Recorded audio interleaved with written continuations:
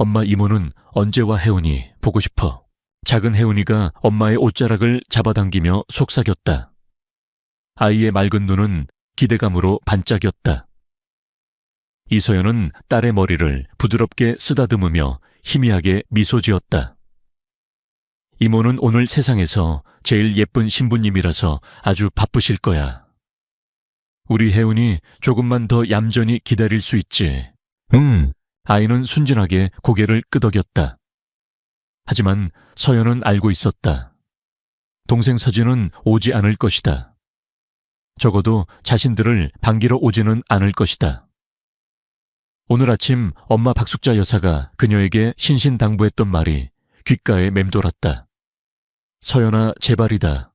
그냥 구석에 조용히 있다가 밥만 먹고 와. 괜히 사람들 앞에 나서서 서진이 체면 깎지 말고. 윤서방네 집안이 어떤 집안인데 내 꼴을 보면 뭐라고 생각하겠니? 엄마의 말은 비수처럼 날아와 가슴에 박혔다.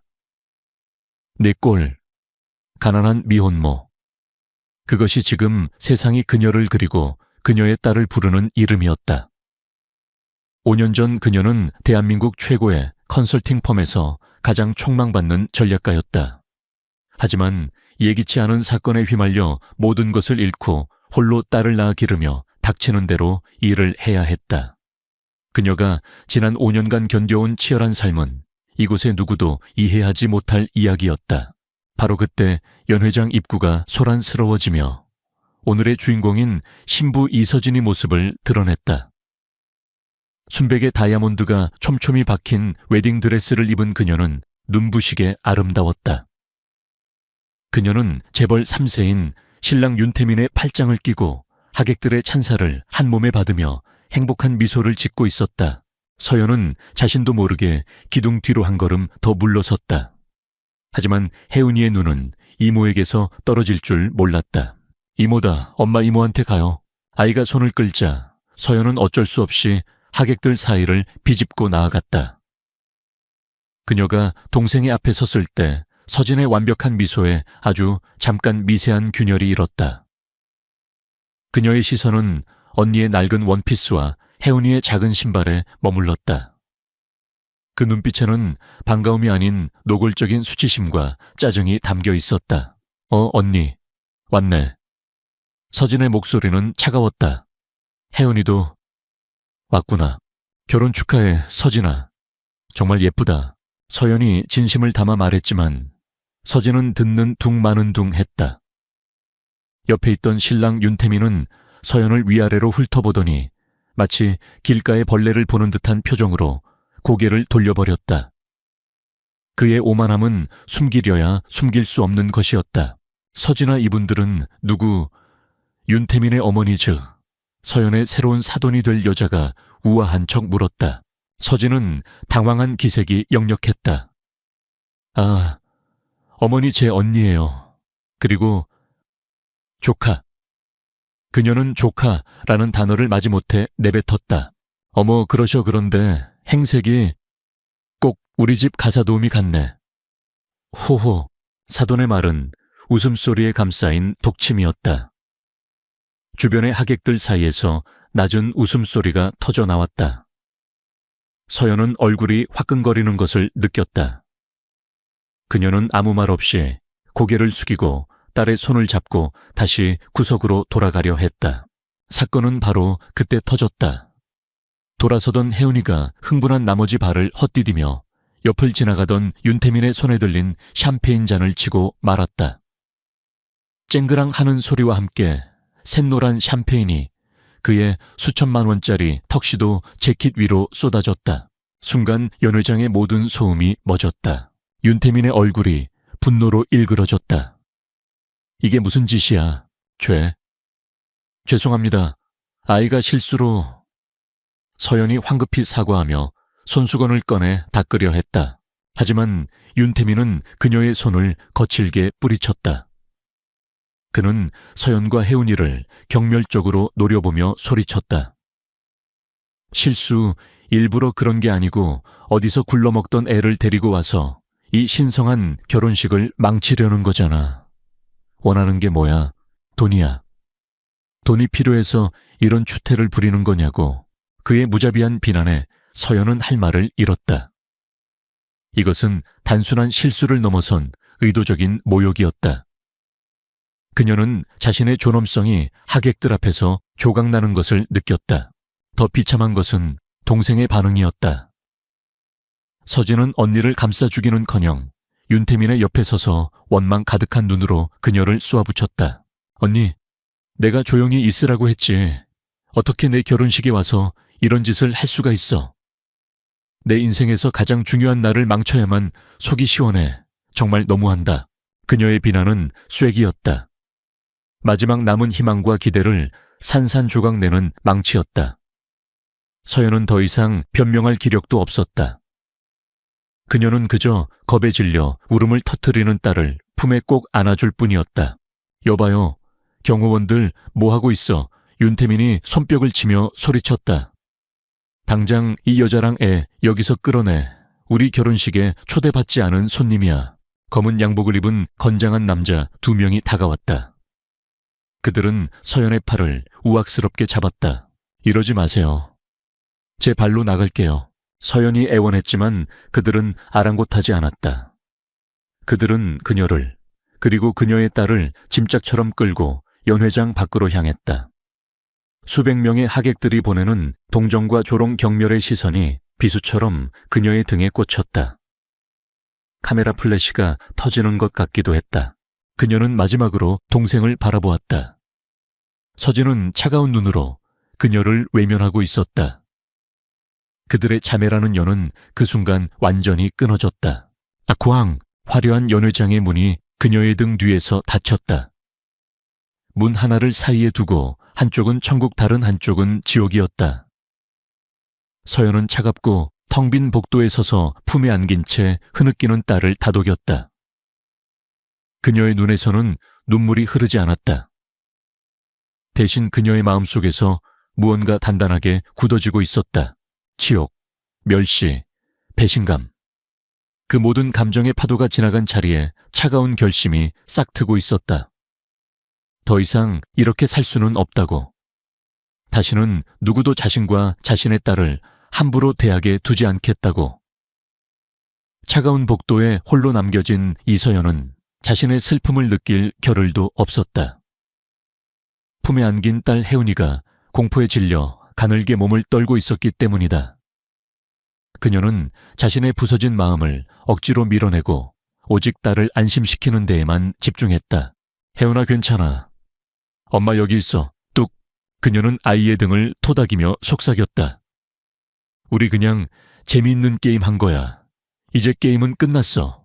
우리 혜운이 엄마랑 맛있는 거 먹으러 갈까? 서연은 딸 앞에서 비참한 모습을 보이고 싶지 않았다. 그녀는 아무 일도 없었다는 듯 씩씩하게 일어서서 딸의 눈물을 닦아주었다. 하지만 호텔 로비를 가로질러 나가는 그녀의 발걸음은 천근망은 무거웠다. 등 뒤에서 들려오는 사람들의 수군거림이 그녀를 따라왔다. 방금 전 겪은 굴욕적인 장면이 머릿속에서 떠나지 않았다. 호텔 밖으로 나왔을 때 회색빛 도시의 풍경이 그녀를 맞았다. 안의 화려함과 너무나도 대조적인 현실이었다. 서연은 정신을 차리려 애쓰며 횡단보도 앞에 섰다. 바로 그 순간이었다. 극도의 스트레스와 울음으로 지친 혜운이가 갑자기 쌕쌕거리는 거친 숨소리를 내기 시작했다. 아이의 얼굴이 파랗게 질려가고 있었다. 혜운아, 천식 발작이었다. 서연의 심장이 쿵 하고 내려앉았다. 그녀는 황급히 항상 가지고 다니던 가방을 뒤졌다. 하지만 비상용 호흡기는 보이지 않았다. 연회장에서 쫓겨날 때의 그 경황 중에 떨어뜨린 것이 분명했다. 안 돼. 서연의 얼굴에 처음으로 절망적인 공포가 떠올랐다. 그녀는 아이를 붙잡고 어찌할 바를 몰랐다. 주변의 행인들은 그저 힐끗 쳐다볼 뿐 누구 하나 선뜻 나서지 않았다. 바로 그때 낮고 차분한 목소리가 그녀의 귀에 들렸다. 무슨 일입니까? 도움이 필요합니까? 고개를 들자 날카로운 눈매와 완벽하게 재단된 검은색 코트를 입은 한 남자가 서 있었다. 그는 방금 최고급 세단에서 내린 듯했고 그의 뒤에는 비서와 운전기사가 대기하고 있었다. 강지훈이었다. 그는 다른 비즈니스 미팅을 위해 호텔에 왔다가 소란을 보고 차를 세운 것이었다. 그는 감정적인 동요 없이 상황을 정확하게 파악하고 있었다. 천식 발작인 것 같군요. 구급차는 불렀습니까? 그의 이성적인 목소리에 서연은 순간적으로 정신을 차렸다. 그녀 안에 엄마가 아닌 위기관리 전문가로서의 본능이 깨어났다. 네. 급성기관지 경련입니다. 비상호흡기가 없습니다. 구급차가 올 때까지 아이를 진정시키고 기도를 확보해야 합니다. 서연은 울음을 삼키며 침착하고 전문적인 용어로 상황을 설명했다. 강지훈은 놀란 눈으로 그녀를 바라보았다. 이런 위급한 상황에서 낡은 옷을 입은 평범한 여인의 입에서 나올 것이라고는 상상할 수 없는 냉철한 판단력이었다. 그는 그녀의 허름한 옷차림 너머에 숨겨진 강인한 눈빛을 보았다. 강지훈은 즉시 운전기사에게 지시했다. 김비서 국내 최고의 응급의료팀을 보유한 서울 VVIP 병원에 연락해서 앰뷸런스를 보내라고 해. 내 이름으로. 그의 이름 석자가 가진 힘은 막강했다. 5분도 차에 되지 않아 최신 의료 장비를 갖춘 앰뷸런스가 도착했다. 구급대원들이 혜은이를 응급처치하는 동안 강지훈은 자신의 코트를 벗어 떨고 있는 서연의 어깨에 걸쳐주었다. 우선 병원으로 가시죠. 제가 동행하겠습니다. 병원 응급실. 다행히 혜은이는 신속한 조치 덕분에 금방 안정을 되찾고 잠이 들었다. 서연은 딸의 침대 옆에서 잠시 숨을 고른 뒤 복도에서 기다리고 있던 강지훈에게 다가가 깊이 고개를 숙였다. 정말 감사합니다. 이 은혜를 어떻게 갚아야 할지 갚을 필요 없습니다. 당연히 해야 할 일이었습니다. 강지훈은 담담하게 말했다.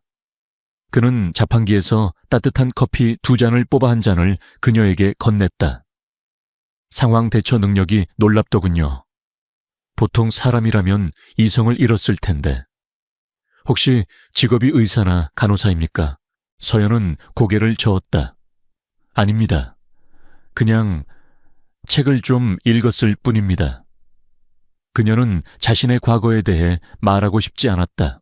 강지훈은 더 이상 묻지 않았다. 그는 예리한 사람이었고 그녀가 무언가를 숨기고 있다는 것을 눈치챘다. 그는 지갑에서 명함 한 장을 꺼내 그녀에게 건넸다. 검은색 카드에 베리타스 인베스트먼트 회장 강지훈이라는 글자와 개인 연락처만 간결하게 적혀 있었다. 혹시 도움이 필요하거나 당신의 그 침착함이 가치를 인정받을 기회를 찾는다면 연락하십시오. 그의 말은 집적거림이 아닌 순수한 사업적 제안의 무게를 담고 있었다. 그는 짧은 인사를 남기고 병원을 떠났다. 서연은 그의 명함과 어깨에 걸쳐진 그의 따뜻한 코트를 번갈아 보며 멍하니 서 있었다. 같은 시각 여의도에 위치한 베리타스 인베스트먼트 회장실. 강지훈은 자신의 사무실로 돌아와 보고를 받고 있었다. 그의 비서는 흥분된 목소리로 말했다. 회장님 마침내 찾았습니다. 3년간 찾아 헤맸던 그 사람. 저희 회사가 상장할 당시 적대적 M&A로부터 회사를 구했던 전설적인 방어 전략 히드라 디펜스 보고서의 진짜 작성자 말입니다. 강지훈의 눈이 번뜩였다. 히드라 디펜스. 업계의 허를 찌른 천재적인 전략으로 당시 신생기업이었던 베리타스를 구해낸 1등 공신이었다. 그는 보고서의 작성자가 자신이 반드시 영입해야 할 최고의 인재라고 확신하고 있었다. 누구지? 그녀의 이름은 이서연. 당시 K컨설팅의 주임 연구원이었습니다. 하지만 보고서가 발표되기 직전 내부 스캔들에 휘말려 갑자기 퇴사했고 그 공은 그녀의 상사에게 돌아갔습니다. 그 이후로 종적을 감췄는데 저희 팀이 마침내 최근 사진을 확보했습니다. 비서가 태블릿 PC의 화면을 강지훈에게 내밀었다. 화면에는 그녀의 과거 이력과 함께 최근에 찍힌 듯한 사진 한 장이 떠 있었다. 강지훈은 사진을 보는 순간 숨을 멈췄다. 사진 속의 여인은 방금 전 병원에서 만났던 바로 그 여자였다. 낡은 원피스를 입고 있었지만 슬픔과 강인함이 공존하던 눈빛을 가진 여자. 우연이 아니었다. 이것은 필연이었다. 그가 3년간 찾아 헤맨 천재 전략가가 가장 비참한 모습으로 그의 앞에 나타났던 것이다. 강지훈의 입가에 천천히 흥미로운 미소가 떠올랐다.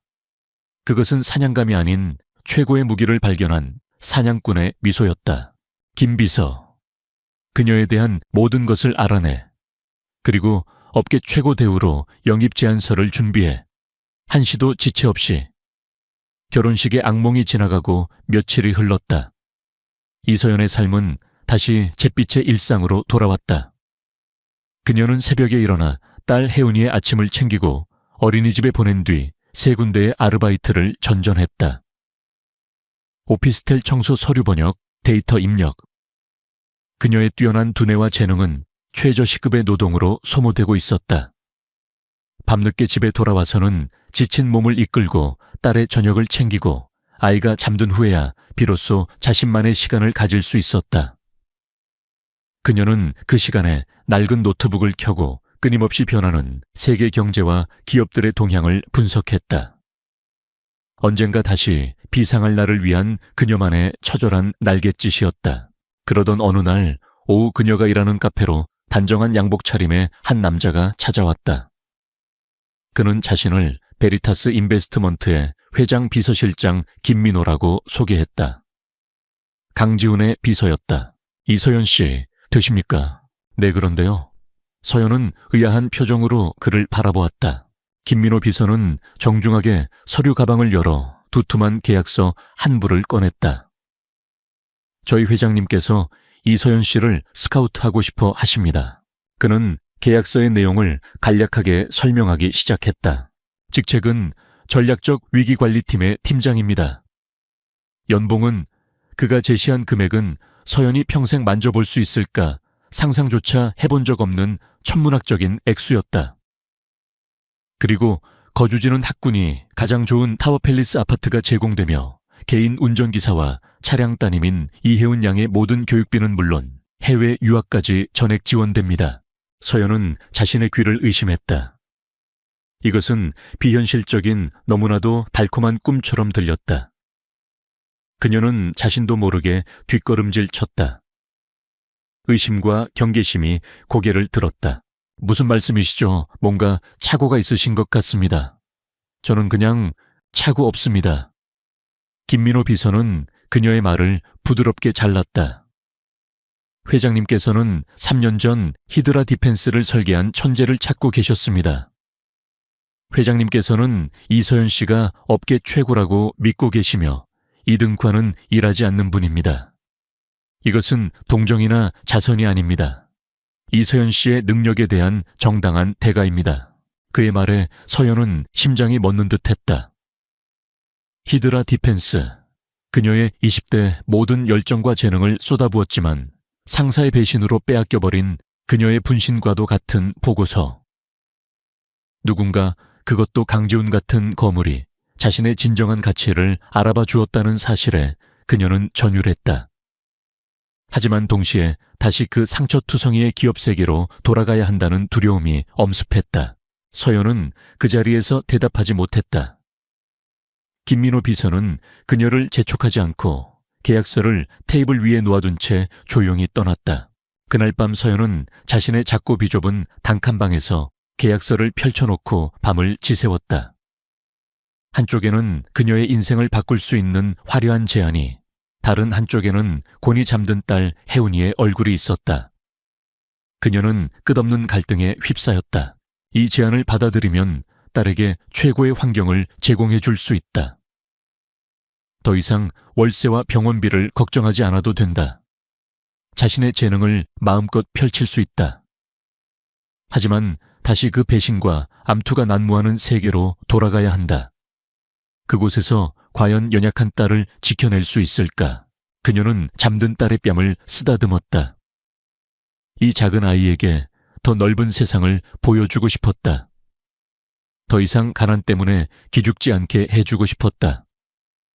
엄마가 얼마나 대단한 사람인지 보여주고 싶었다.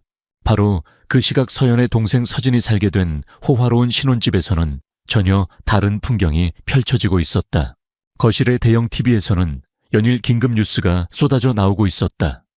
윤성건설 경영권 위협, 정체불명의 피닉스 캐피탈, 적대적 M&A 선언, 사상 최악의 위기, 윤성건설 주가 연일 폭락.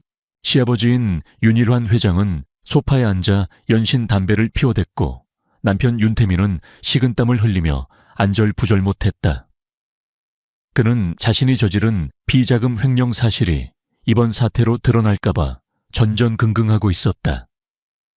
서진은 자신이 꿈꾸던 재벌 며느리의 삶이 신기루처럼 사라질 위기에 처하자 창백하게 질린 얼굴로 소파에 앉아 있었다. 이게 다 어떻게 된 일이야.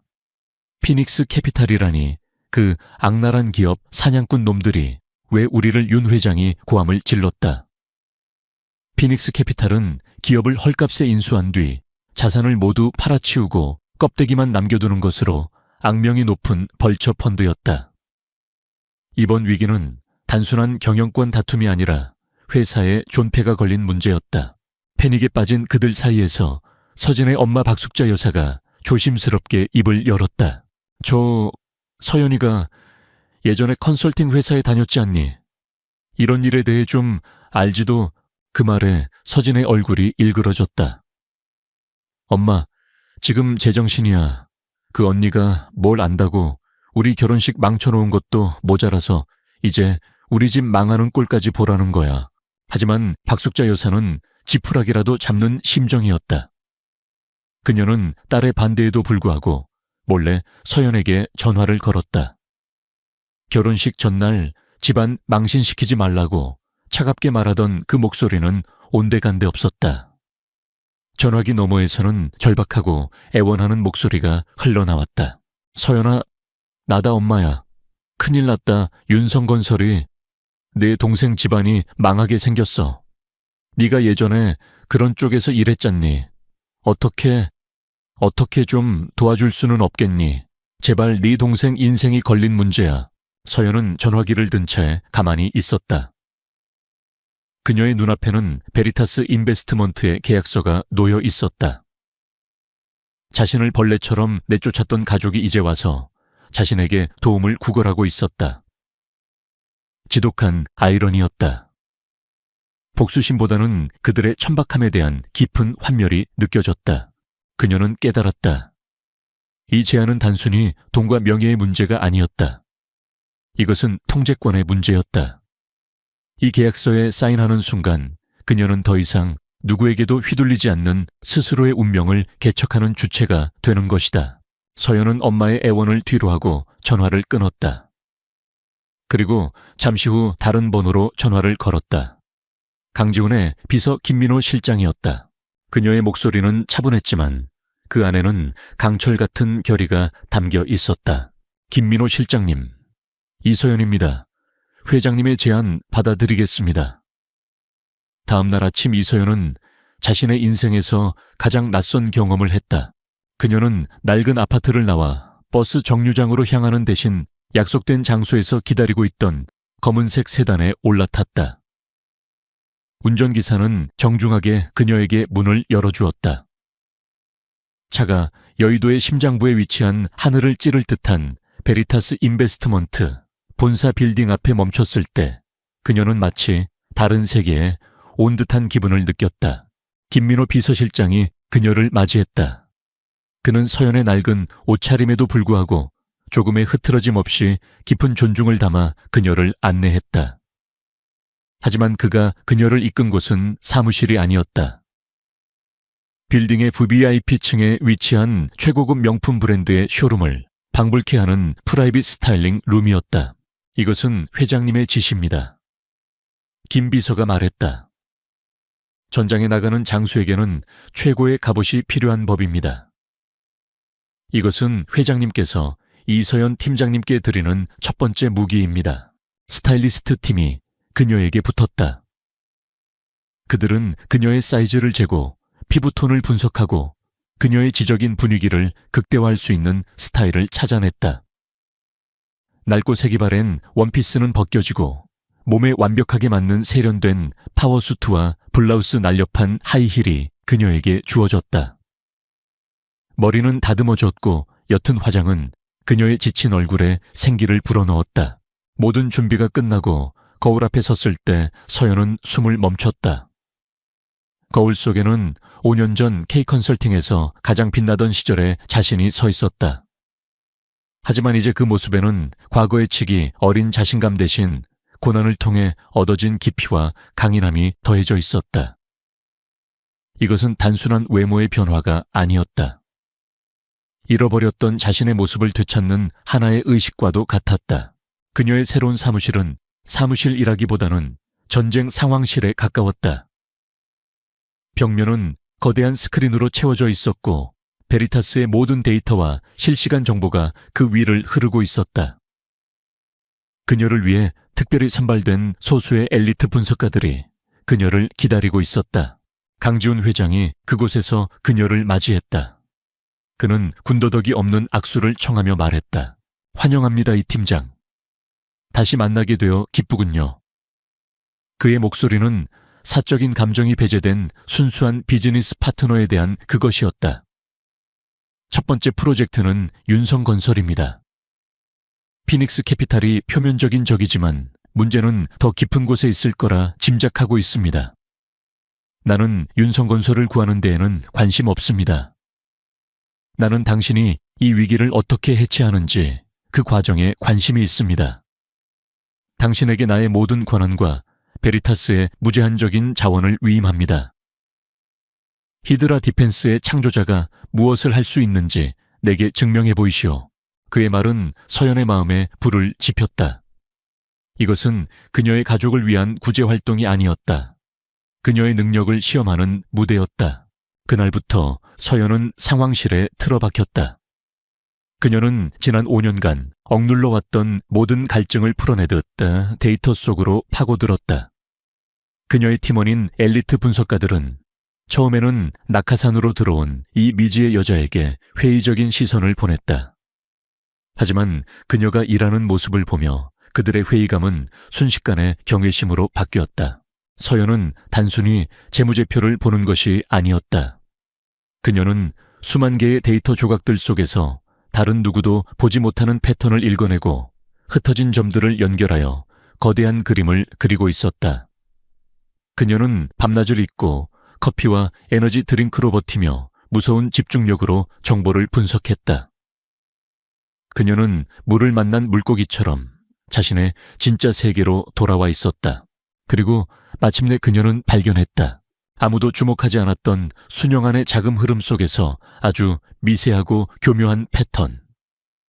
수십 개의 유령 회사를 거쳐 결국 단 한 사람의 비밀 계좌로 흘러 들어간 돈의 흔적. 그 계좌의 주인은 바로 그녀의 새로운 매제 윤태민이었다. 진실이 드러났다. 윤태민은 수년간 회사 돈을 횡령해왔다. 그리고 피닉스 캐피탈의 공격은 우연이 아니었다. 윤태민의 비리에 앙심을 품은 내부자가 회사의 취약점에 대한 정보를 피닉스 캐피탈에 흘린 것이었다. 이 위기는 외부의 공격이 아니라 내부에서부터 썩어 문드러진 결과물이었다. 서연은 즉시 강지훈과의 미팅을 소집했다. 거대한 스크린 앞에서 그녀는 지난 며칠간 밝혀낸 모든 것을 펼쳐보였다. 그녀는 윤태민의 횡령 구조 유력한 내부 배신자의 신원, 그리고 피닉스 캐피탈의 예상 공격 루트까지 완벽하게 도식화했다. 그녀의 브리핑은 군더더기 없이 명료하고 논리적이었다. 그리고 그녀는 자신의 방역 전략을 제시했다. 그것은 단순한 방어가 아니었다. 1단계 금융 유도 로우다우입니다. 적의 힘을 역이용하는 겁니다. 피닉스 캐피탈과 정면으로 싸우는 대신 저희는 공황 상태에 빠진 채권자들로부터 윤성건설의 부실 채권을 헐값에 비밀리에 매입 제1 채권자의 지위를 확보합니다. 2단계 심리전입니다. 횡령에 대한 정보를 언론의 익명으로 흘립니다. 모든 것을 폭로하는 것이 아니라 일부 정보만을 흘려 윤성건설 경영진과 피닉스 캐피탈 사이에 불신과 혼란을 야기합니다. 그리고 마지막 3단계 쿠데타입니다. 혼란이 극에 달했을 때 베리타스가 최대 채권자이자 숨은 주주였음을 공개하고 경영권을 장악합니다. 그리고 부패의 근원인 윤태민을 외과수술처럼 정확하게 제거합니다. 강지훈은 팔짱을 낀 채 조용히 듣고 있었다. 그녀의 발표가 끝나자 그의 얼굴에 깊은 만족감의 미소가 번졌다. 그가 상상했던 것 이상이었다. 잔인할 정도로 우아하고 천재적인 전략이었다. 그는 고개를 끄덕였다. 승인하지. 마음껏 해보시오, 이 팀장. 회의실을 나온 서연은 전쟁 상황실의 스크린 앞에 섰다. 그녀는 더 이상 눈물의 희생자가 아니었다. 거대한 전쟁을 앞둔 장군이었다. 그녀에게는 이제 계획이 있었고 막강한 힘이 있었으며 모든 것을 통제할 능력이 있었다. 베리타스 인베스트먼트의 전쟁 상황실. 공기는 팽팽한 긴장감과 서늘한 흥분으로 가득 차 있었다.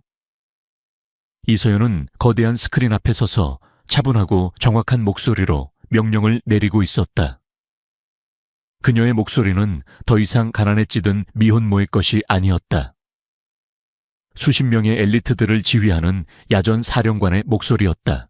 A팀 지금부터 윤성건설의 회사채를 2차 시장에서 매입한다.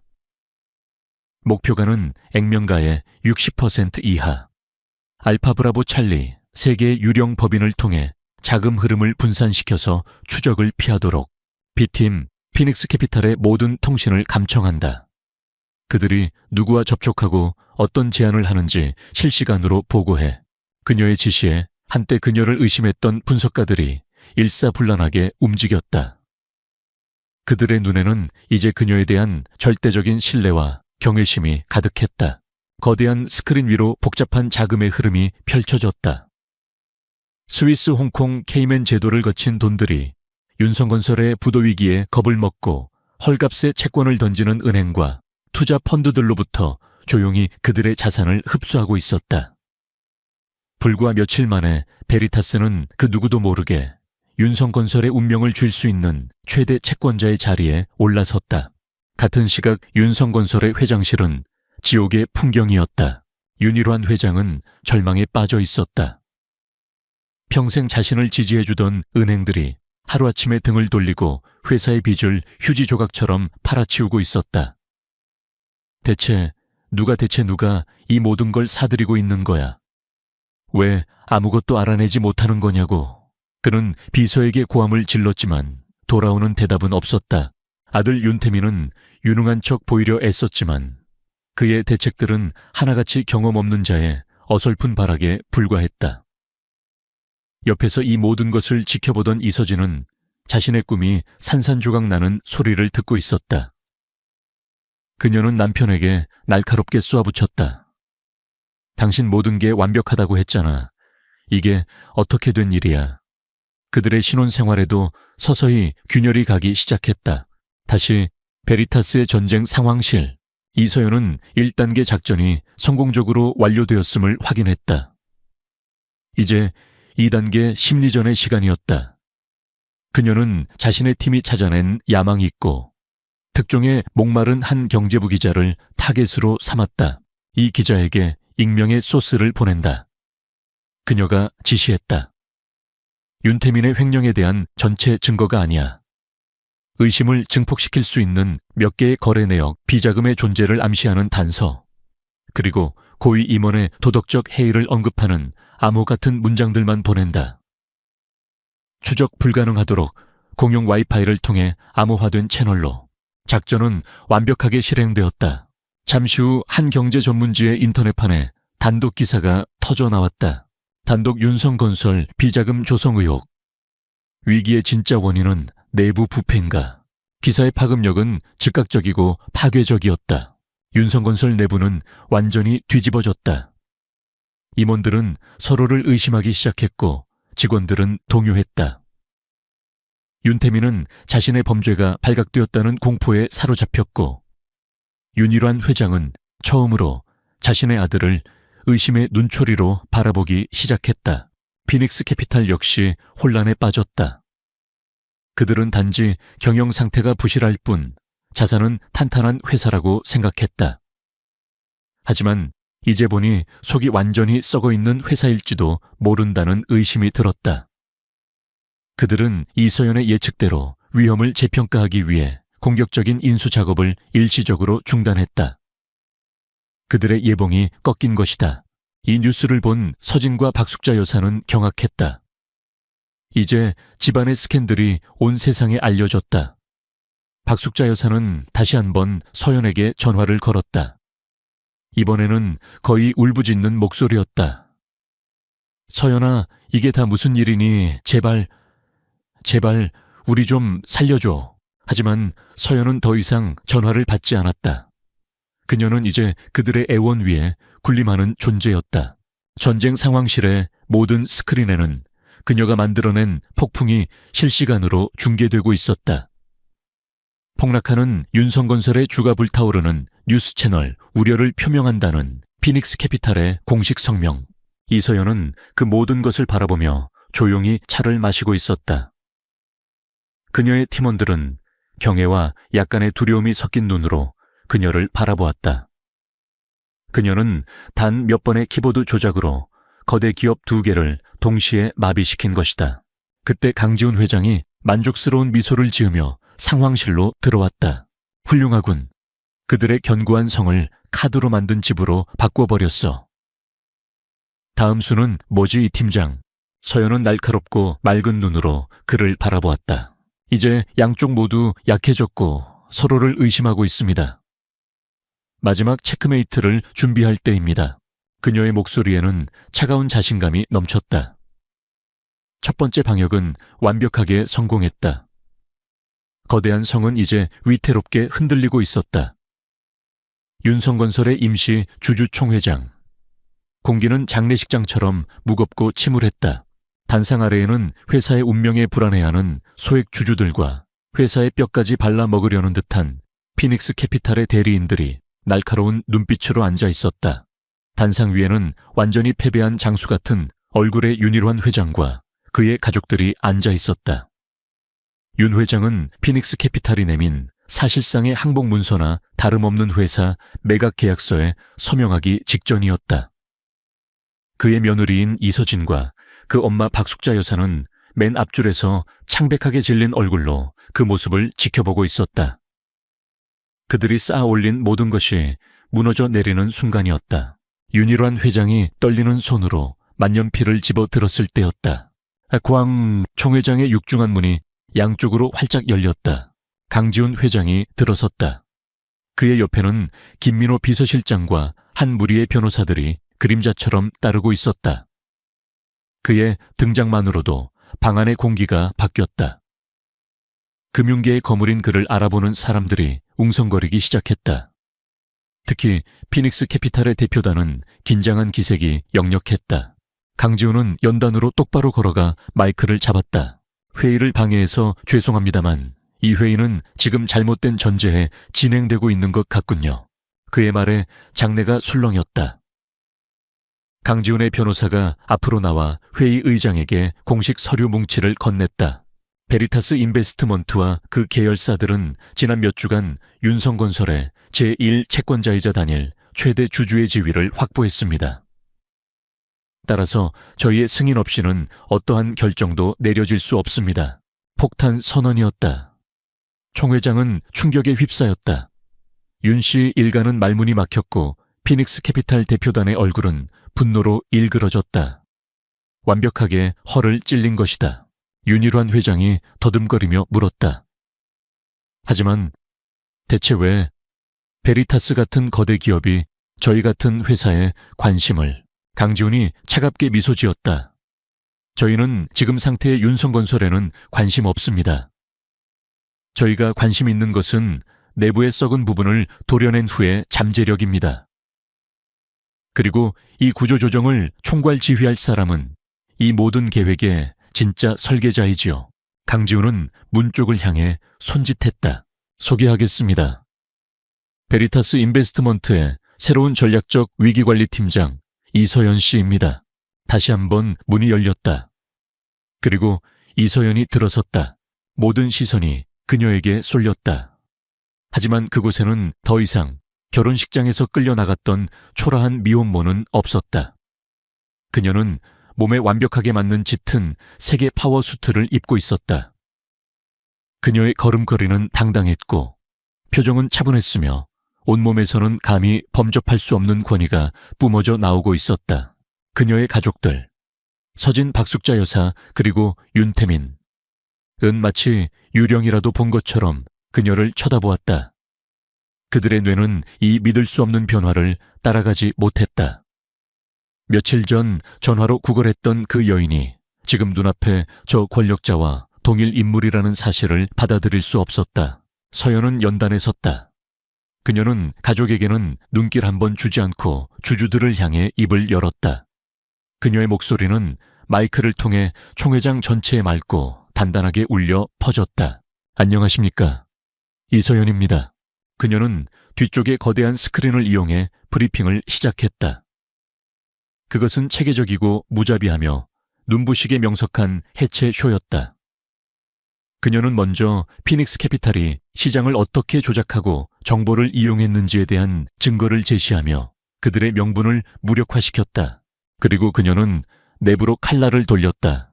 하지만 외부의 위협은 내부의 깊은 병 때문에 가능했습니다. 그녀는 스크린 위에 은행 거래 기록, 유령 회사의 세부 정보, 그리고 결정적인 이메일들을 띄웠다. 그녀가 수집한 모든 증거들이었다. 마지막 슬라이드는 모든 비자금이 단 한 사람에게로 흘러 들어가는 것을 보여주는 명확한 흐름도였다.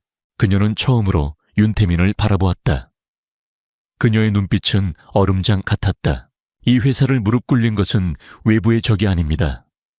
바로 여러분의 아들이자 여러분의 전무이사인 윤태민 씨입니다. 총회장이 폭발했다. 주주들의 고함과 기자들의 카메라 플래시가 터져 나왔다. 모든 것이 폭로된 윤태민은 파멸했다. 그는 거짓말이야. 저 여자가 날 모함하는 거야 라고 발악했지만 증거는 명백했다. 윤일환 회장은 스크린의 증거와 아들을 번갈아 보았다. 아들에 대한 배신감과 회사를 망친 무능함에 대한 절망감이 그를 덮쳤다. 이서진은 그 자리에서 정신을 잃고 쓰러졌다. 박숙자 여사는 단상 위의 큰딸을 그저 멍하니 바라볼 뿐이었다. 자신들이 구원하고 동시에 파멸시킨 저 거대한 힘을 가진 존재를. 그녀는 마침내 자신들이 어떤 존재를 내쳤는지 깨달았다. 바로 그때 서연의 팀으로부터 미리 연락을 받은 경찰들이 총회장으로 들어와 횡설수설하며 발버둥치는 윤태민에게 다가갔다. 이서연은 연단 위에서 그 모든 아수라장을 무표정하게 내려다보고 있었다. 심판은 끝났다. 경찰들이 윤태민을 연행해 나가자 주주총회장의 혼란은 서서히 가라앉았다. 하지만 이씨 가족을 둘러싼 공기는 차갑게 얼어붙어 있었다. 정신을 차린 이서진과 그 엄마 박숙자 여사는 비틀거리며 단상 위에 이서연에게 다가왔다. 그들의 얼굴에서는 과거의 오만함은 찾아볼 수 없었다. 오직 공포와 절박함 그리고 뒤늦은 후회만이 남아있었다. 서연아, 박숙자 여사가 먼저 입을 열었다. 우리가 다 잘못했다. 이 어리석은 어미를 제발 용서해다오. 네 동생도 망가진 인형 같던 서진이 흐느끼며 속삭였다. 언니, 미안해. 서연은 그들을 바라보았다.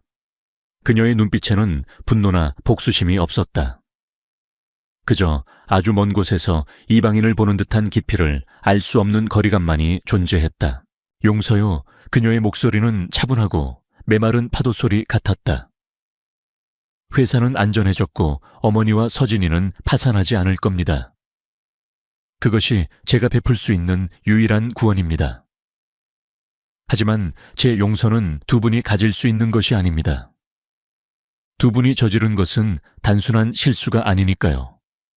두 분은 저와 제 딸이 쓸모없다고 생각했을 때 저희를 쓰레기처럼 내버렸습니다. 그건 사과 한마디로 해결될 수 있는 일이 아닙니다.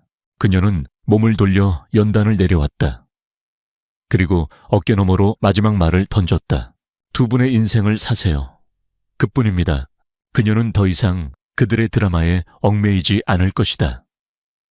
그녀는 그들에게 생존을 주었지만 관계나 용서를 주지는 않았다. 그것이 그녀의 마지막 판결이었다. 서연은 한쪽에서 모든 것을 지켜보고 있던 강지훈에게 다가갔다.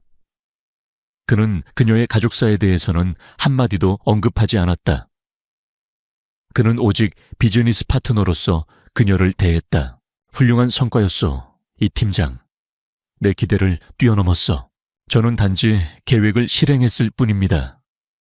그녀 또한 프로페셔널하게 답했다. 그 계획을 세운 것이 바로 당신이지. 베리타스는 그저 무기였을 뿐. 강지훈이 말했다. 이제부터 윤성건설을 재건하는 진짜 일이 시작될 거요. 이 팀장이 그 일을 이끌어줄 것이라 믿소. 그들의 대화는 서로의 가치를 인정하는 두 거대한 지성의 파트너십을 공고히 했다. 몇 달 후 베리타스 인베스트먼트의 최고층 이서연은 자신의 넓고 세련된 사무실에서 새로운 프로젝트에 대한 회의를 자신감 있게 이끌고 있었다. 그녀는 이제 누구도 무시할 수 없는 존경받는 권력의 중심에 서 있었다. 회의가 끝나자 개인 운전기사가 그녀를 태워 강남의 한 명문 사립초등학교로 향했다. 교문 앞에서 밝고 건강하게 자란 혜은이가 미술대회에서 상을 받았다며 자랑스럽게 달려와 그녀의 품에 안겼다. 결혼식장에서 공포에 질려 울던 아이의 모습은 어디에도 없었다. 그녀가 딸과 함께 돌아온 타워팰리스 아파트는 따뜻한 웃음과 책으로 가득 차 있었다. 그녀는 혜은이의 숙제를 도와주며 지난 5년간 꿈꿔왔지만 가질 수 없었던 평범하고도 행복한 저녁을 보내고 있었다. 그녀는 자신의 힘으로 딸을 위한 완벽하고 안전한 세상을 만들어낸 것이다. 그날 밤 서연은 발코니에 서서 서울의 야경을 내려다보았다. 방 안에서는 그녀의 세상이자 전부인 혜은이가 평화롭게 잠들어 있었다. 그녀는 마침내 마음의 평온을 얻었다. 그녀를 구원한 것은 백마탄 왕자님이 아니었다. 스스로를 구원할 기회, 그리고 그 기회를 붙잡고 전쟁에서 승리한 자기 자신이었다. 그녀의 입가에 조용하고 자신감 있는 미소가 떠올랐다. 그녀는 과거의 잿더미 위에서 마침내 활짝 피어난 꽃이었다. 한적한 국도변 옆으로 넘어진 웨딩캣에서 시커먼 연기가 솟아올랐다. 휘발유 냄새와 함께 금속이 녹아 휘어지는 소리가 권도윤의 코를 찔렀다. 그의 심장이 멎는 듯했다. 불과 몇 분 전까지만 해도 저 채는 그의 약혼녀 한채린이 타고 있었다. 1시간 후면 그와 함께 결혼식장에 들어설 여자였다. 오늘이 바로 그들의 결혼식 날이었다.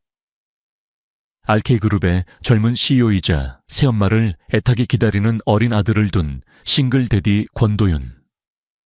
그는 마침내 행복이 자신에게도 미소 짓는다고 생각했다. 하지만 지금 그의 눈앞에 펼쳐진 것은 현실의 지옥이었다. 탐욕스러운 불길이 차체를 핥고 있었고 자욱한 연기 너머로 그는 더욱 끔찍한 광경을 목격했다. 순백의 웨딩드레스를 입은 채린이 정신을 잃은 채 쇠사슬에 손목이 묶여 운전대에 매달려 있는 것이었다. 단 한순간의 망설임도 없이 도윤은 자신의 차문을 박차고 불타는 차를 향해 뛰어들었다. 뒷좌석에서 들려오는 아들의 울부짖음이 그의 심장을 갈갈이 찢는 듯했지만 그는 멈출 수 없었다. 권도윤은 38 대한민국 최고의 IT 기업 RK그룹을 이끄는 냉철하고 능력 있는 CEO였다. 몇 년 전 사랑하는 아내를 병으로 잃고 그는 어린 아들 민준이를 홀로 키우며 일에만 매진해왔다. 그의 삶은 차갑고 건조했으며 웃음을 잃은 지 오래였다. 그런 그에게 한채린이라는 여자는 봄날의 햇살처럼 다가왔다. 그녀는 젊고 아름다운 건축가였고 무엇보다 따뜻하고 순수한 마음을 가진 여자였다. 두 사람은 지인의 소개로 우연히 만나게 되었고 서로의 아픔을 공유하고 위로하며 자연스럽게 사랑에 빠졌다. 채린은 민준이에게도 친엄마처럼 다정하게 대해주었고 민준이 역시 그녀를 무척 따랐다. 도윤은 마침내 자신의 얼어붙었던 심장이 다시 뛰는 것을 느꼈고 그녀와 함께라면 새로운 행복을 찾을 수 있을 것이라고 믿었다. 결혼식 당일 도윤은 최고급 슈트를 차려입고 아들 민준이의 손을 잡은 채 약속된 예식장으로 향하고 있었다. 민준이는 잔뜩 들뜬 표정으로 새엄마가 될 채린에 대한 기대감을 제잘거렸고 도윤은 그런 아들의 모습을 흐뭇하게 바라보며 미소 지었다. 그의 마음은 아주 오랜만에 느껴보는 설렘과 행복감으로 가득 차 있었다. 하지만 그 행복은 너무나도 짧았다. 예식장으로 향하는 한적한 국도변에서 그는 믿을 수 없는 광경을 목격하게 된 것이었다. 약혼녀 채린이 타고 있을 웨딩카가 시커먼 연기를 내뿜으며 불타고 있었고 그 안에는 채린이 갇혀 있었다. 안 돼, 채린 씨. 도윤은 이성을 잃고 미친 듯이 불타는 차를 향해 달려갔다. 뜨거운 열기가 그의 온몸을 덮쳤고 매캐한 연기가 그의 눈과 코를 자극했지만 그는 아랑곳하지 않았다. 그의 머릿속에는 오직 채린을 구해야 한다는 생각뿐이었다. 아빠 가지 마세요. 위험해요. 뒷좌석에서 민준이가 울부짖었지만 그의 목소리는 이미 도윤에게 들리지 않았다. 차량 내부는 이미 화염으로 가득 차 있었고 유독 가스가 자욱했다. 채린은 정신을 잃은 채 운전석에 쓰러져 있었고 그녀의 하얀 웨딩드레스는 검게 그을려 군데군데 불이 붙어 있었다. 그리고 그녀의 한쪽 손목은 굵은 쇠사슬에 묶여 운전대에 단단히 고정되어 있었다. 이것은 단순한 사고가 아니었다. 명백한 살인 의도를 가진 범죄였다. 채린 씨, 정신 차려요, 채린 씨. 도윤은 필사적으로 그녀를 흔들어 깨우려 했지만 그녀는 미동조차 없었다. 그는 급한 마음에 자신의 차에서 비상용 공구함을 가져와 쇠사슬을 끊으려 했지만 쇠사슬은 생각보다 훨씬 더 튼튼했고 시간은 점점 더 촉박해져 갔다. 불길은 점점 더 거세졌고 차량 내부 온도는 살인적으로 치솟았다. 젠장 제발 끊어져라. 도윤은 온 힘을 다해 쇠사슬 절단기를 내리쳤다. 그의 손은 이미 화상으로 엉망이 되어 있었고 온몸은 땀과 연기로 범벅이 되어 있었지만 그는 포기하지 않았다. 그의 눈에는 오직 채린을 구해야 한다는 절박함과 함께 이 끔찍한 범죄를 저지른 자에 대한 불타는 분노가 이글거리고 있었다. 몇 번의 시도 끝에 마침내 쇠사슬이 끊어졌다. 도윤은 재빨리 채린을 차 밖으로 끌어냈고 그녀를 안전한 곳으로 옮기자마자 차량은 거대한 폭발음과 함께 산산조각 나버렸다. 만약 조금이라도 늦었더라면 두 사람 모두 목숨을 잃을 뻔한 아찔한 순간이었다. 도윤은 거친 숨을 몰아쉬며 불타는 차량의 잔해를 바라보았다. 그의 온몸은 만신창이가 되어 있었지만 그는 고통을 느낄 겨를도 없었다. 그는 곧바로 채린의 상태를 살폈다. 그녀는 여전히 의식이 없었고 호흡도 매우 가빴다. 그는 자신의 휴대폰으로 119에 신고를 하고 동시에 자신의 비서에게 연락하여 모든 상황을 알렸다. 잠시 후 구급차와 경찰차가 요란한 사이렌 소리와 함께 도착했고 채린은 긴급히 병원으로 후송되었다. 도윤 역시 간단한 응급처치를 받고 경찰 조사를 받기 시작했다. 그는 자신이 목격한 모든 상황을 최대한 침착하게 진술했고 반드시 이 사건의 배후를 밝혀내어 범인을 자신의 손으로 처단하겠다고 다짐했다. 경찰은 현장에서 몇 가지 단서들을 수거했지만 범인을 특정할 만한 결정적인 증거는 찾지 못했다.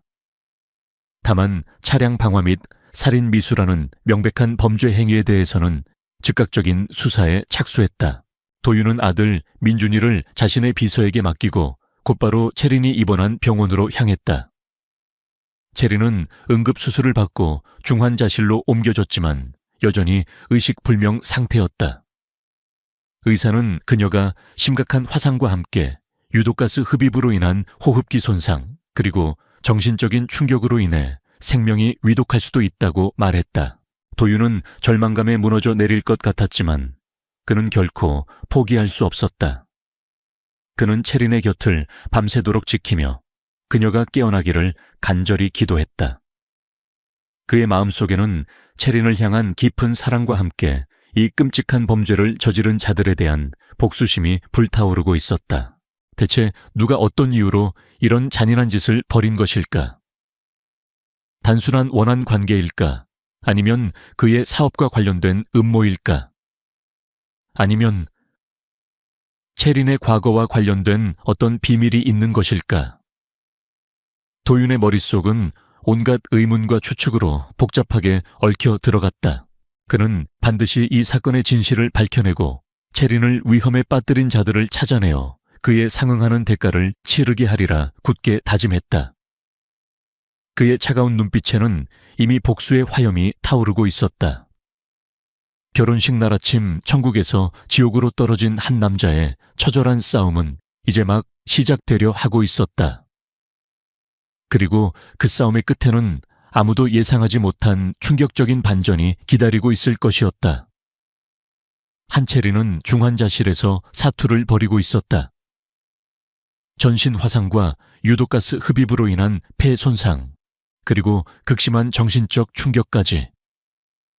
의료진은 최선을 다하고 있었지만 그녀의 상태는 여전히 위중했고 언제 깨어날 수 있을지 장담할 수 없었다.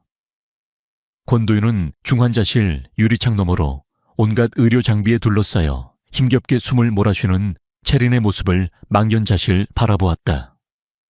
그의 심장은 갈기갈기 찢어지는 듯 아팠고 그녀를 이렇게 만든 자들에 대한 분노는 하늘을 찔렀다. 그는 자신의 경미한 화상 따위는 안중에도 없었다. 경찰 수사는 즉각적으로 시작되었지만 초기에는 별다른 진척이 없었다. 현장은 이미 화재로 인해 대부분의 증거가 소실된 상태였고 범행 현장이 외딴 국도변이었던 탓에 목격자를 찾기도 어려웠다. 다만 경찰은 현장에서 수거된 몇 가지 단서들을 통해 이것이 단순한 차량 화재 사고가 아니라 명백한 살인 의도를 가진 계획적인 범죄라는 결론을 내렸다. 첫 번째, 충격적인 사실은 채린을 묶고 있던 쇠사슬이 일반적인 것이 아니라 특수 제작된 고강도 합금 사슬이라는 점이었다. 일반적인 절단기로는 쉽게 끊어낼 수 없는 재질이었고 범인이 사전에 치밀하게 준비했음을 시사했다. 두 번째는 차량 화재의 원인이 단순한 엔진 과열이나 누전이 아니라 인화성 물질을 이용한 고의적인 방화라는 점이었다. 범인은 차량 나외부에 휘발유와 같은 인화성 물질을 뿌리고 불을 붙인 후 채린이 빠져나오지 못하도록 쇠사슬로 묶어놓고 도주한 것이 분명했다. 이것은 그야말로 인간의 탈을 쓴 악마의 소행이었다. 이건 단순한 원한 관계가 아닐 수도 있습니다. 범행 수법이 너무나 치밀하고 잔인합니다. 마치 전문적인 킬러의 소행처럼 보이기도 하고요. 사건을 담당한 베테랑 형사 강 반장은 심각한 표정으로 도윤에게 말했다. 그의 말은 도윤의 불안감을 더욱 증폭시켰다. 만약 이것이 전문 킬러의 소행이라면 그 배후에는 거대한 조직이나 인물이 숨어 있을 가능성이 높았다. 도윤은 자신의 모든 사업 관계와 주변 인물들을 샅샅이 되짚어 보았지만 이렇게까지 잔인한 방법으로 자신이나 채린에게 원한을 가질 만한 인물은 쉽게 떠오르지 않았다. 물론 RK그룹의 CEO로서 수많은 경쟁과 갈등 속에서 살아왔지만 그것이 살인 미수로까지 이어질 정도의 극단적인 원한이라고는 생각하기 어려웠다. 그렇다면 한채린, 그녀에게는 어떤 비밀이 있는 것일까? 도윤은 자신이 약혼녀에 대해 너무나 아는 것이 없었다는 사실을 뒤늦게 깨달았다. 그녀는 항상 밝고 긍정적인 모습만을 보여주었지만 가끔씩 그녀의 깊은 눈빛 속에서 어떤 알 수 없는 슬픔이나 불안감을 읽을 때가 있었다. 하지만 그는 그것을 대수롭지 않게 여겼었다. 채린 씨에게 혹시 숨겨진 과거라도 있는 걸까? 도윤은 경찰에게 채린의 신원과 과거 행적에 대해 자세히 조사해 줄 것을 요청했다. 동시에 그는 자신의 비서인 윤 실장에게도 비밀리에 채린의 주변을 조사하도록 지시했다. 그는 더 이상 경찰 수사만을 믿고 기다릴 수 없었다. 그는 자신의 모든 힘과 인맥을 동원하여 이 사건의 진실을 밝혀내고 범인을 자신의 손으로 찾아내야만 했다. 며칠 후 체리는 기적적으로 의식을 회복했다. 하지만 그녀의 상태는 여전히 불안정했고 특히 정신적인 충격으로 인해 사건 당시의 기억을 거의 하지 못했다. 그녀는 깨어나자마자 도윤의 모습을 확인하고는 안도감과 함께 뜨거운 눈물을 흘렸지만 이내 다시 깊은 불안감과 공포에 휩싸였다. 도윤 씨, 무서워요. 누가 나한테 이런 짓을... 체리는 떨리는 목소리로 물었지만 도윤은 차마 그녀에게 진실을 말할 수 없었다. 그는 그저 그녀를 안심시키며 반드시 범인을 잡아낼 것이라고 약속할 뿐이었다.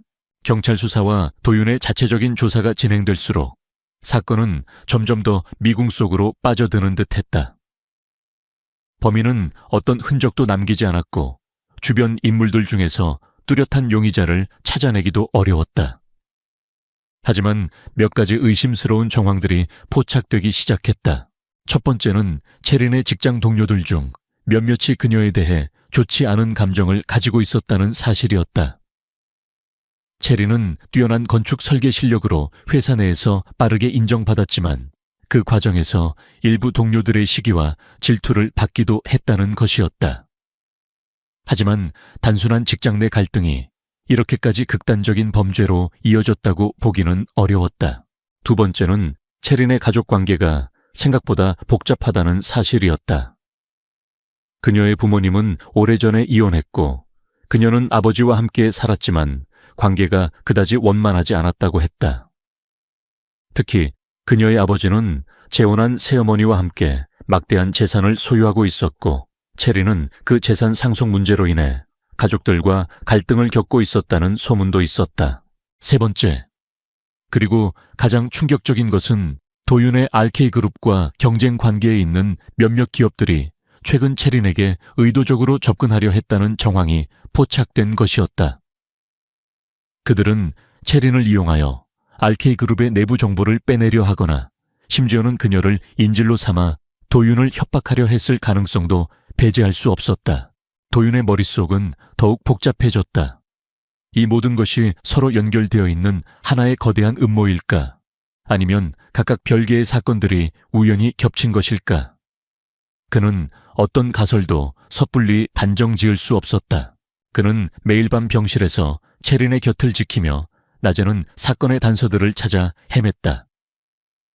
그의 얼굴은 수척해졌고 눈에는 핏발이 서 있었지만 그의 의지만은 조금도 꺾이지 않았다. 그는 반드시 이 사건의 진실을 밝혀내고 체린을 위험에 빠뜨린 자들을 찾아내어 그들의 죄를 묻고야 말겠다고 다시 한번 다짐했다. 그러던 어느 날 체린이 입원한 병실로 의문의 꽃바구니 하나가 배달되었다. 꽃바구니 안에는 쾌유를 빕니다라는 짧은 메시지와 함께 아주 작은 USB 메모리 하나가 숨겨져 있었다. 도윤은 직감적으로 이것이 단순한 병문안 선물이 아니라는 것을 깨달았다. 그는 조심스럽게 USB를 자신의 노트북에 연결했고 그 안에서 충격적인 내용의 동영상 파일 하나를 발견했다. 동영상에는 한 남자가 누군가와 비밀스럽게 대화를 나누는 장면이 담겨 있었다. 남자의 얼굴은 어둠에 가려 잘 보이지 않았지만 그의 목소리는 도윤이 너무나도 잘 아는 사람의 것이었다. 바로 RK그룹의 경쟁사인 MJ 테크놀로지 박 사장이었다. 그리고 그가 대화를 나누고 있는 상대는 다름 아닌 체린의 아버지 한 회장이었다. 두 사람은 체린을 이용하여 RK그룹의 신기술을 빼돌리고 도윤을 함정에 빠뜨리려는 추악한 음모를 꾸미고 있었던 것이다. 그리고 그 과정에서 체린이 말을 듣지 않자 그녀를 제거하려 했던 것이었다. 이런 개자식들. 도윤은 치밀어 오르는 분노를 참지 못하고 노트북을 내던질 뻔했다. 그는 믿었던 사람들에게 처절하게 배신당했다는 사실에 엄청난 충격을 받았다. 그리고 자신의 어리석음과 무지함에 깊은 자괴감을 느꼈다. 하지만 그는 좌절하지 않았다. 오히려 이 동영상은 그에게 새로운 희망과 함께 복수의 칼날을 갈 수 있는 결정적인 증거가 되어주었다. 그는 이제 더 이상 어둠 속에서 헤매지 않을 것이었다. 그의 눈앞에는 명확한 목표와 함께 그 목표를 향해 나아갈 수 있는 길이 열리고 있었다. 잿더미 속에서 발견한 냉혹한 진실. 그것은 이제 거대한 방역의 서막을 알리는 신호탄과도 같았다. USB 메모리 속 동영상이 남긴 충격은 권도윤의 머릿속을 하얗게 만들었다.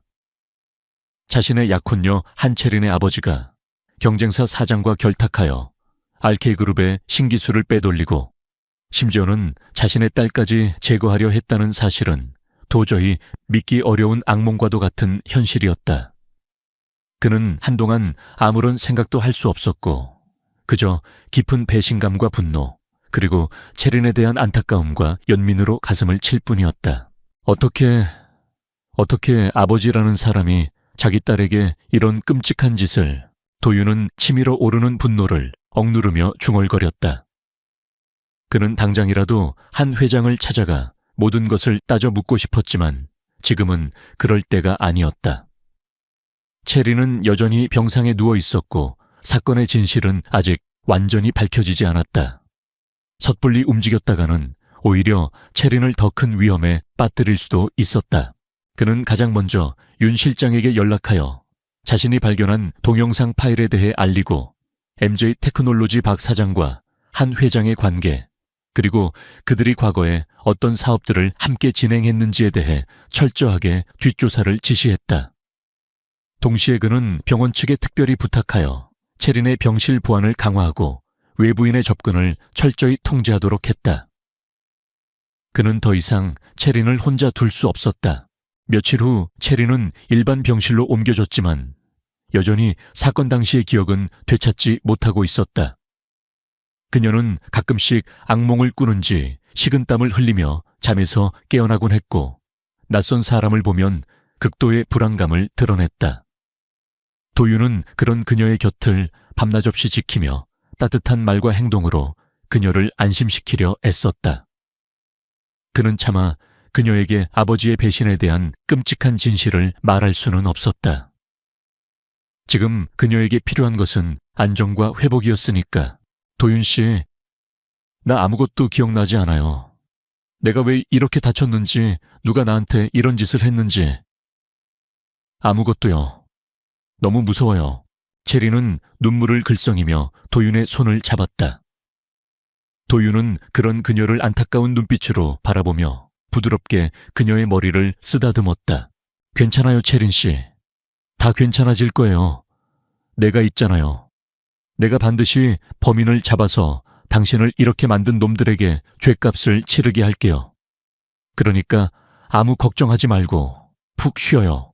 그의 따뜻한 위로의 채린은 조금씩 안정을 되찾아갔지만 그녀의 마음속 깊은 곳에는 여전히 지울 수 없는 공포와 불안감이 남아있었다. 한편 윤 실장의 조사는 빠르게 진행되었다. 그는 박 사장과 한 회장이 과거 몇 차례 대규모 부동산 개발 사업을 함께 진행하면서 막대한 이익을 챙겼으며 그 과정에서 불법적인 자금 조성과 탈세 혐의가 있다는 정황 증거들을 확보했다. 또한 그들이 최근 RK그룹이 개발 중인 차세대 인공지능 기술에 눈독을 들이고 그것을 빼돌리기 위해 채린을 이용하려 했다는 심증도 굳어져 갔다.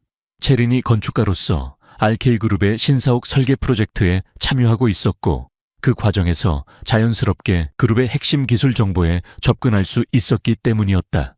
대표님, 아무래도 한 회장과 박 사장은 채린 아가씨를 단순한 미끼로 이용하려 했던 것 같습니다. 아가씨를 통해 RK그룹의 기술을 빼내고 일이 잘못될 경우 모든 책임을 아가씨에게 뒤집어 쓰이우려 했던 것이지요. 그리고 만약 아가씨가 말을 듣지 않자 아예 제거하려 했던 것으로 보입니다. 윤 실장의 보고는 충격적이었지만 이미 예상했던 바이기도 했다.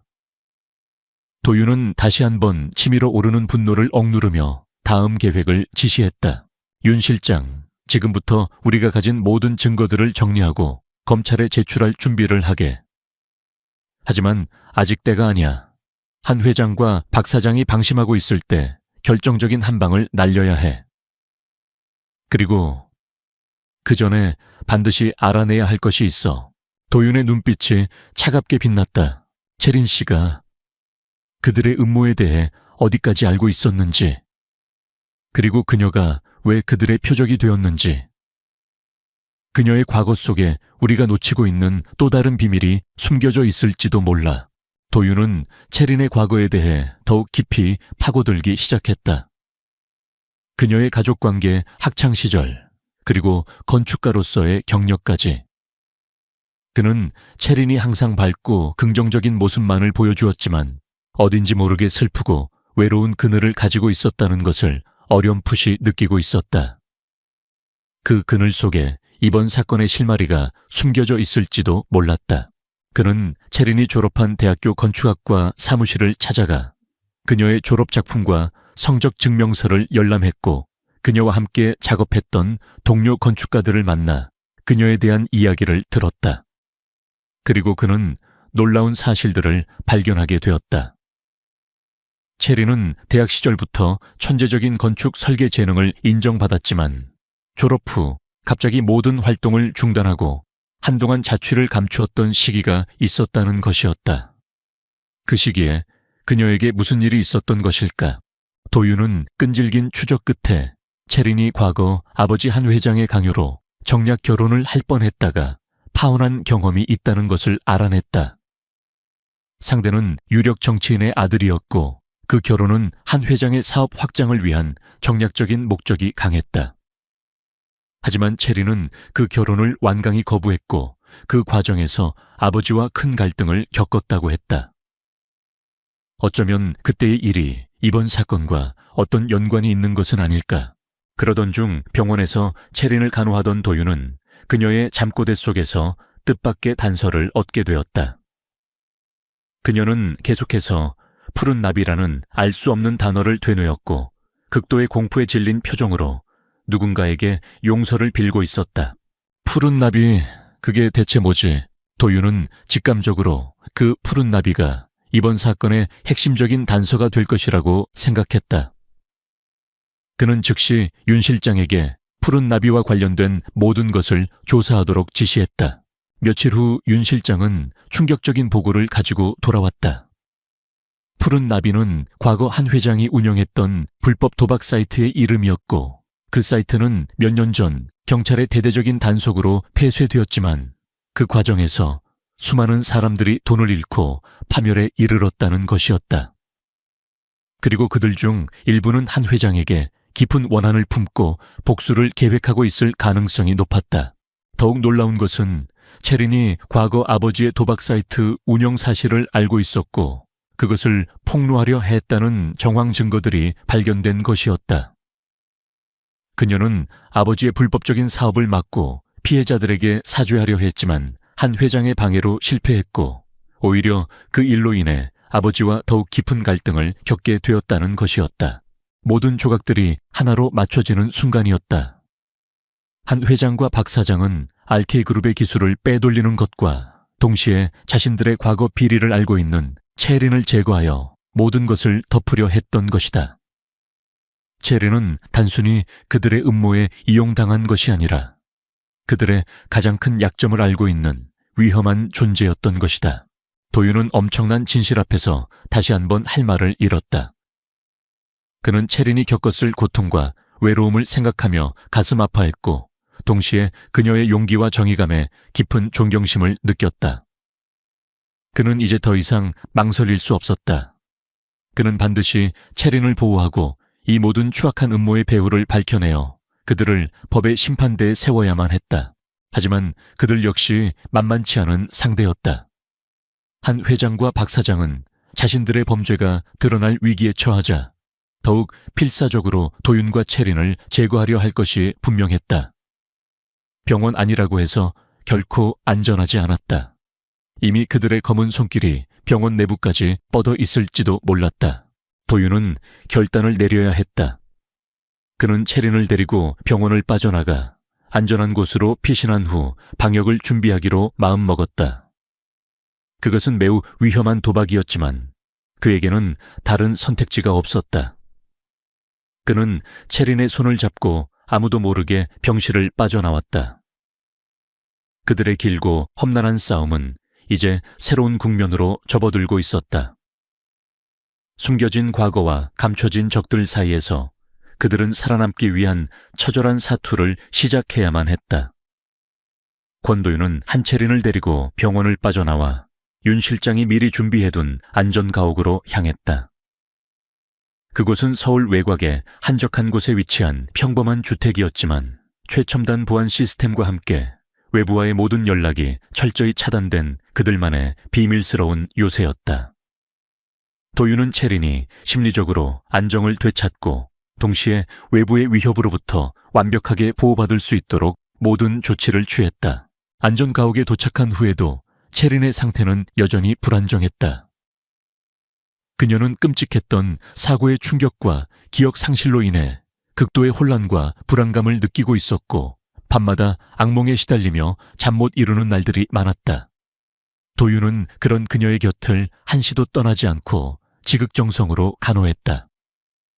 그는 부드러운 목소리로 그녀를 안심시키고 따뜻한 음식과 함께 그녀가 좋아하는 음악을 들려주며 조금이라도 편안함을 느낄 수 있도록 최선을 다했다. 도윤 씨, 나 정말 아무것도 기억나지 않아요. 내가 왜 이런 일을 당해야 했는지, 누가 나를 이렇게 만들었는지. 머릿속이 하얘요. 너무 두렵고 답답해요. 체리는 눈물을 글썽이며 도윤에게 자신의 심정을 토로했다. 도윤은 그런 그녀를 안타까운 눈빛으로 바라보며 그녀의 손을 꼭 잡아주었다. 괜찮아요, 채린 씨.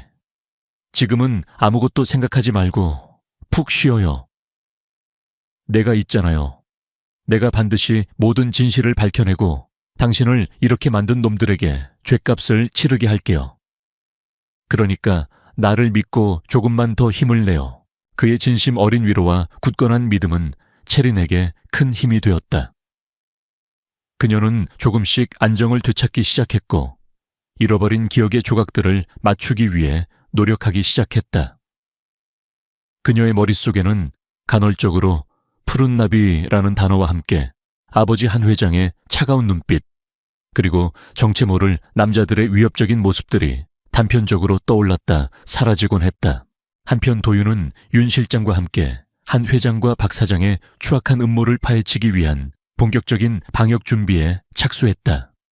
그가 병원에서 입수한 USB 동영상 파일은 그들의 범죄 행각을 입증할 수 있는 결정적인 증거였지만 그것만으로는 부족했다. 그들의 배후에는 더욱 거대하고 조직적인 검은 세력이 숨어있을 가능성이 높았고 그들의 뿌리까지 완전히 뽑아내기 위해서는 더 확실하고 치밀한 증거들이 필요했다. 도윤은 과거 RK그룹의 보안 시스템을 총괄했던 자신의 경험과 지식을 바탕으로 푸른 나비 불법 도박 사이트의 자금 흐름과 운영 방식, 그리고 그와 관련된 모든 인물들의 연결고리를 역추적하기 시작했다. 그는 밤낮 없이 컴퓨터 앞에 앉아 방대한 양의 데이터들을 분석했고 그 과정에서 충격적인 사실들을 연이어 발견하게 되었다. 푸른 나비는 단순한 불법 도박 사이트가 아니었다. 그것은 한 회장과 박 사장이 수년간 막대한 규모의 비자금을 조성하고 돈 세탁을 하기 위해 만들어낸 거대한 범죄 네트워크의 핵심이었고 그 자금의 일부는 정치권과 법조계의 유력 인사들에게까지 흘러들어가 그들의 비호를 받고 있었다는 정황이 포착된 것이었다. 그리고 그 네트워크의 중심에는 채린의 어머니, 즉 한 회장의 전 부인이자 과거 푸른 나비의 실제 운영자였던 인물이 깊숙이 관여되어 있었다는 충격적인 사실까지 드러났다. 이럴 수가. 채린 씨 어머니까지. 도윤은 엄청난 충격에 휩싸였다. 채린의 어머니는 몇 년 전 의문의 교통사고로 사망한 것으로 알려져 있었지만 어쩌면 그녀의 죽음 역시 이 거대한 음모와 관련이 있을지도 모른다는 끔찍한 의심이 그의 머릿속을 스쳐 지나갔다. 만약 그렇다면 채린은 단순히 아버지의 악행을 막으려 했던 것이 아니라 어머니의 죽음에 대한 진실을 파헤치려다 위험에 처하게 된 것일 수도 있었다. 이것이 바로 도윤이 마주하게 된 두 번째 충격적인 진실이었다. 그는 이 모든 사실을 채린에게 알려야 할지 깊이 고민했다. 하지만 지금 그녀의 상태로는 이 엄청난 진실을 감당하기 어려울 것이라고 판단했다. 그는 일단 자신만의 힘으로 모든 증거를 확보하고 한 회장과 박 사장을 비롯한 모든 관련자들을 법의 심판대에 세운 후에 그때 가서 채린에게 모든 것을 이야기하기로 결심했다. 하지만 그들의 움직임을 눈치챈 한 회장과 박 사장 측의 방역도 만만치 않았다. 그들은 자신들의 범죄가 드러날 위기에 처하자 더욱 필사적으로 도윤과 채린을 제거하려 했다. 그들은 안전가옥의 위치를 알아내기 위해 혈안이 되었고 도윤의 주변 사람들을 매수하거나 협박하여 정보를 캐내려 했다. 심지어는 RK그룹 내부에 자신들의 스파이를 심어놓고 도윤의 일거수일투족을 감시하며 그의 약점을 찾으려 했다. 어느 날 밤 안전가옥 주변에 정체 모를 괴한들이 나타나 그들을 위협하는 아찔한 상황까지 벌어졌다. 다행히 도윤과 윤 실장이 미리 설치해둔 보안 시스템과 경호 인력들 덕분에 위기를 모면할 수 있었지만 그들은 더 이상 이곳도 안전하지 않다는 것을 깨달았다. 대표님, 더 이상 지체할 시간이 없습니다. 우리가 가진 증거들을 가지고 지금 당장 검찰로 가야 합니다. 그렇지 않으면 우리 모두 위험해질 수 있습니다. 윤 실장이 다급하게 말했다. 도윤 역시 동의했다. 그는 채린에게 모든 상황을 간략하게 설명하고 그녀의 동의를 얻어 함께 안전가옥을 빠져나와 검찰청으로 향했다. 그들의 손에는 한 회장과 박 사장의 모든 범죄 행각이 담긴 결정적인 증거 자료들이 들려 있었다. 검찰청으로 향하는 길 그들의 뒤를 여러 대의 검은색 차량들이 바짝 추격해오기 시작했다. 한 회장과 박 사장이 보낸 마지막 자객들이었다. 도심 한복판에서 숨막히는 차량 추격전이 벌어졌고 도윤은 뛰어난 운전 실력으로 그들의 추격을 따돌리며 아슬아슬한 위기 상황들을 헤쳐나갔다. 마침내 검찰청 앞에 도착했을 때 그들을 기다리고 있는 것은 또 다른 함정이었다. 박 사장 측에서 매수한 듯한 일부 기자들이 그들을 둘러싸고 악의적인 질문들을 퍼부으며 혼란을 조성하려 했던 것이다. 하지만 도윤은 조금도 당황하지 않고 오히려 그 상황을 역이용하여 자신이 가진 증거 자료들의 일부를 기자들 앞에서 공개하며 한 회장과 박 사장의 추악한 음모를 만천에 폭로했다. 여기 있는 모든 증거들은 한지원 회장과 박진성 사장이 저지른 불법 도박, 사이트 운영 비자금 조성 탈세, 그리고 살인 미수 혐의를 입증하는 명백한 자료들입니다. 저는 오늘 이 모든 것을 검찰에 제출하고 그들이 법에 엄중한 심판을 받도록 만들 것입니다. 도윤의 폭탄 선언에 기자들은 물론이고 주변에 있던 시민들까지 경악을 금치 못했다. 사건은 걷잡을 수 없이 커져갔고 대한민국 전체가 이 엄청난 스캔들에 주목하기 시작했다. 위험한 소용돌이 속에서 더욱더 끔찍한 진실들이 수면 위로 떠오르고 있었다. 그리고 그 진실의 끝에는 아무도 예상하지 못했던 또 다른 충격적인 반전이 기다리고 있을지도 몰랐다. 권도윤이 검찰청 앞에서 터뜨린 폭탄 선언은 대한민국 전체를 뒤흔들었다. RK그룹 권도윤 대표와 그의 약혼녀 한채린 건축가에 대한 살인 미수 사건, 그리고 그 배후로 지목된 TY그룹 한지원 회장과 MJ테크놀로지 박진성 사장의 추악한 커넥션. 언론은 연일 이 사건을 대서특필했고 여론은 들끓었다. 한때 존경받는 기업가였던 한지원 회장과 박진성 사장은 하루아침에 국민적인 지탄의 대상으로 전락했고 그들이 운영하는 기업들의 주가 역시 바닥을 모르고 추락했다. 검찰은 권도윤이 제출한 증거 자료들을 토대로 즉각적인 수사에 착수했다. 한지원 회장과 박진성 사장은 모든 혐의를 완강히 부인했지만 그들의 범죄를 입증할 증거들은 너무나 명백했고 수사망은 점점 더 그들의 목을 조여오고 있었다. 특히 과거 푸른 나비 불법 도박 사이트 운영과 관련된 피해자들의 제보가 잇따르면서 그들의 추가적인 범죄 혐의들이 속속 드러나기 시작했다. 궁지에 몰린 한지원 회장과 박진성 사장은 이대로 무너질 수 없다고 판단하고 마지막 발악을 하기 시작했다. 그들은 자신들의 모든 인맥과 자금을 총동원하여 수사를 방해하고 언론을 조작하여 여론을 반전시키려 시도했다. 또한 권도윤과 한채린을 제거하기 위한 더욱 치밀하고 악랄한 계획을 꾸몄다.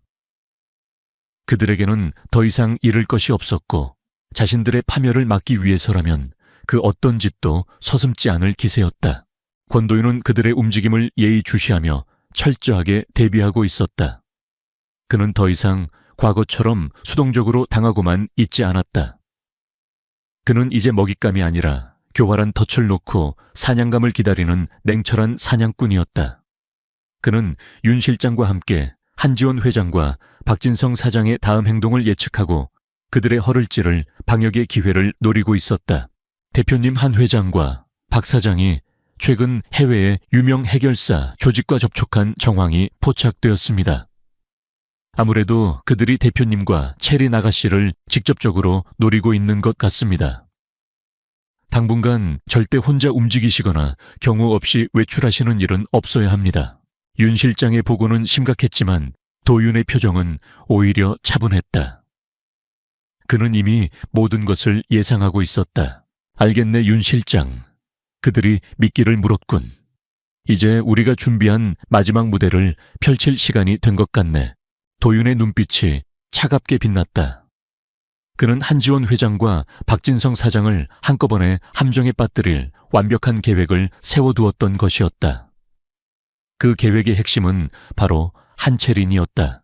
채린은 여전히 사건 당시의 기억을 완전히 되찾지는 못했지만 도윤의 극진한 간호와 사랑 속에서 조금씩 안정을 되찾아가고 있었다.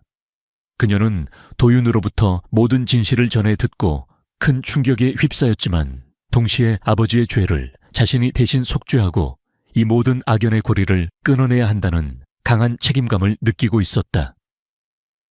그녀는 더 이상 과거의 연약한 온실 속 화초가 아니었다. 그녀는 사랑하는 사람을 지키고 정의를 바로 세우기 위해 기꺼이 위험한 미끼가 되기로 결심한 것이었다. 며칠 후 언론에는 한채린이 극비리에 해외로 출국하여 요양을 떠난다는 기사가 보도되었다. 이것은 도윤과 채린이 한 회장과 박 사장을 유인하기 위해 흘린 거짓 정보였다. 그들은 채린이 해외로 떠나는 것처럼 위장하여 그들의 경계심을 풀고 그들이 방심한 틈을 타 결정적인 증거를 확보하려 했던 것이다. 예상대로 한 회장과 박 사장은 이 기회를 놓치지 않았다. 그들은 채린이 해외로 도피하기 전에 그녀를 납치하여 자신들의 범죄를 은폐하고 동시에 도윤에게 치명타를 입힐 계획을 세웠다.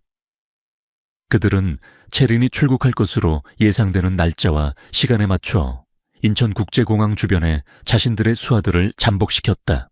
하지만 이 모든 것은 도윤과 채린이 파놓은 함정이었다. 채린은 공항으로 향하는 대신 도윤이 미리 준비해둔 안전가옥으로 이동했고 공항에는 그녀와 외모가 비슷한 대역이 나타나 그들의 시선을 끌었다.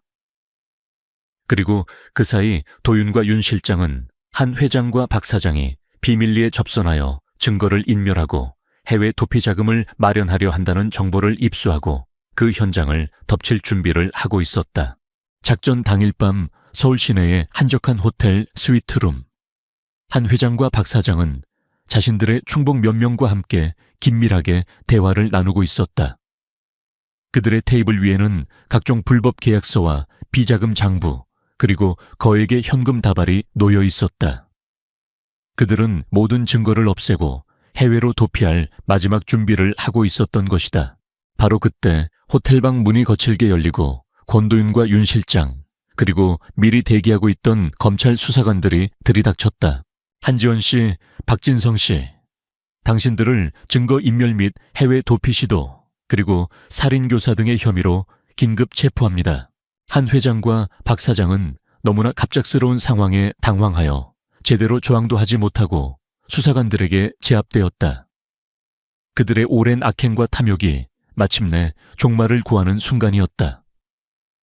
그들은 자신들이 파놓은 함정에 스스로 빠진 셔이 되고 만 것이었다.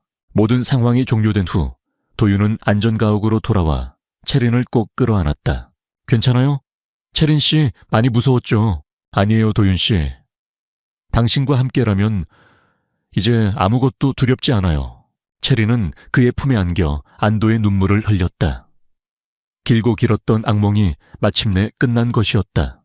며칠 후 검찰은 한지원 회장과 박진성 사장, 그리고 그들의 범죄에 연루된 모든 관련자들을 기소했고 법원은 그들에게 엄중한 처벌을 내렸다. RK그룹과 MJ테크놀로지 역시 대대적인 경영 쇄신을 통해 과거의 오명을 벗고 새롭게 태어나기 위한 노력을 시작했다. 도윤과 체린은 이 모든 과정을 묵묵히 지켜보며 정의가 반드시 승리한다는 것을 다시 한번 확인했다. 그들은 더 이상 과거의 아픔이나 복수심에 얽매이지 않았다. 그들 앞에는 이제 서로를 향한 깊은 사랑과 함께 만들어가야 할 아름다운 미래만이 남아있었다. 먹잇감이 사냥꾼이 되어 거대한 악의 세력을 무너뜨린 통쾌한 방역. 그것은 단순한 승리가 아니었다. 그것은 사랑과 정의, 그리고 인간에 대한 깊은 신뢰가 만들어낸 위대한 기적이었다. 그리고 그 기적의 중심에는 서로의 손을 놓지 않고 끝까지 함께 싸워온 두 사람 권도윤과 한채린이 있었다. 그들의 위험하고도 아름다웠던 사랑 이야기는 이제 막 새로운 희망의 장을 열 준비를 하고 있었다. 한지원 회장과 박진성 사장이 호텔 스위트룸에서 긴급 체포되는 장면은 대한민국 전체를 경악하게 만든 뉴스의 시작에 불과했다. 권도윤이 검찰에 제출한 방대한 양의 증거 자료들은 그들이 지난 수년간 저질러온 추악한 범죄 행각들을 낱낱이 담고 있었고 검찰은 즉시 특별수사팀을 구성하여 대대적인 수사에 착수했다. 수사가 진행될수록 상상을 초월하는 진실들이 드러나기 시작했다. 푸른나비 불법 도박 사이트는 단순한 도박 자금 조성을 넘어 정재계 유력 인사들의 약점을 잡고 그들을 조종하기 위한 비밀 정보 수집의 창구 역할까지 해왔다는 사실이 밝혀졌다. 한지원 회장과 박진성 사장은 이 정보를 이용하여 수많은 불법적인 이권을 챙겼으며 그들의 검은 커넥션은 사회 곳곳에 깊숙이 뿌리 내리고 있었다. 한채린의 어머니 고인이 된 한 회장의 전 부인이 푸른나비의 실제 운영자였다는 사실 또한 큰 파장을 불러일으켰다. 그녀는 남편의 강압과 폭력 속에서 어쩔 수 없이 범죄에 가담했지만 동시에 몰래 그들의 비리 증거들을 수집하며 언젠가는 모든 것을 폭로하고 딸 채린을 그 지옥에서 구해내려 했던 것이었다. 그녀가 의문의 교통사고로 사망한 것 역시 이러한 그녀의 움직임을 눈치챈 한 회장과 박 사장 측의 계획적인 살인이었을 가능성이 높다는 정황 증거들이 속속들이 드러났다. 체린은 이 모든 사실을 알게 되면서 엄청난 충격과 함께 깊은 슬픔에 빠졌다. 자신을 그토록 사랑했던 어머니가 그런 끔찍한 비밀을 간직한 채 고통 속에서 살다 갔다는 사실에 가슴이 미어졌고 아버지라는 이름 뒤에 숨겨진 한지원 회장의 잔인하고 이기적인 모습에 치를 떨었다. 하지만 그녀는 더 이상 과거의 연약한 존재가 아니었다.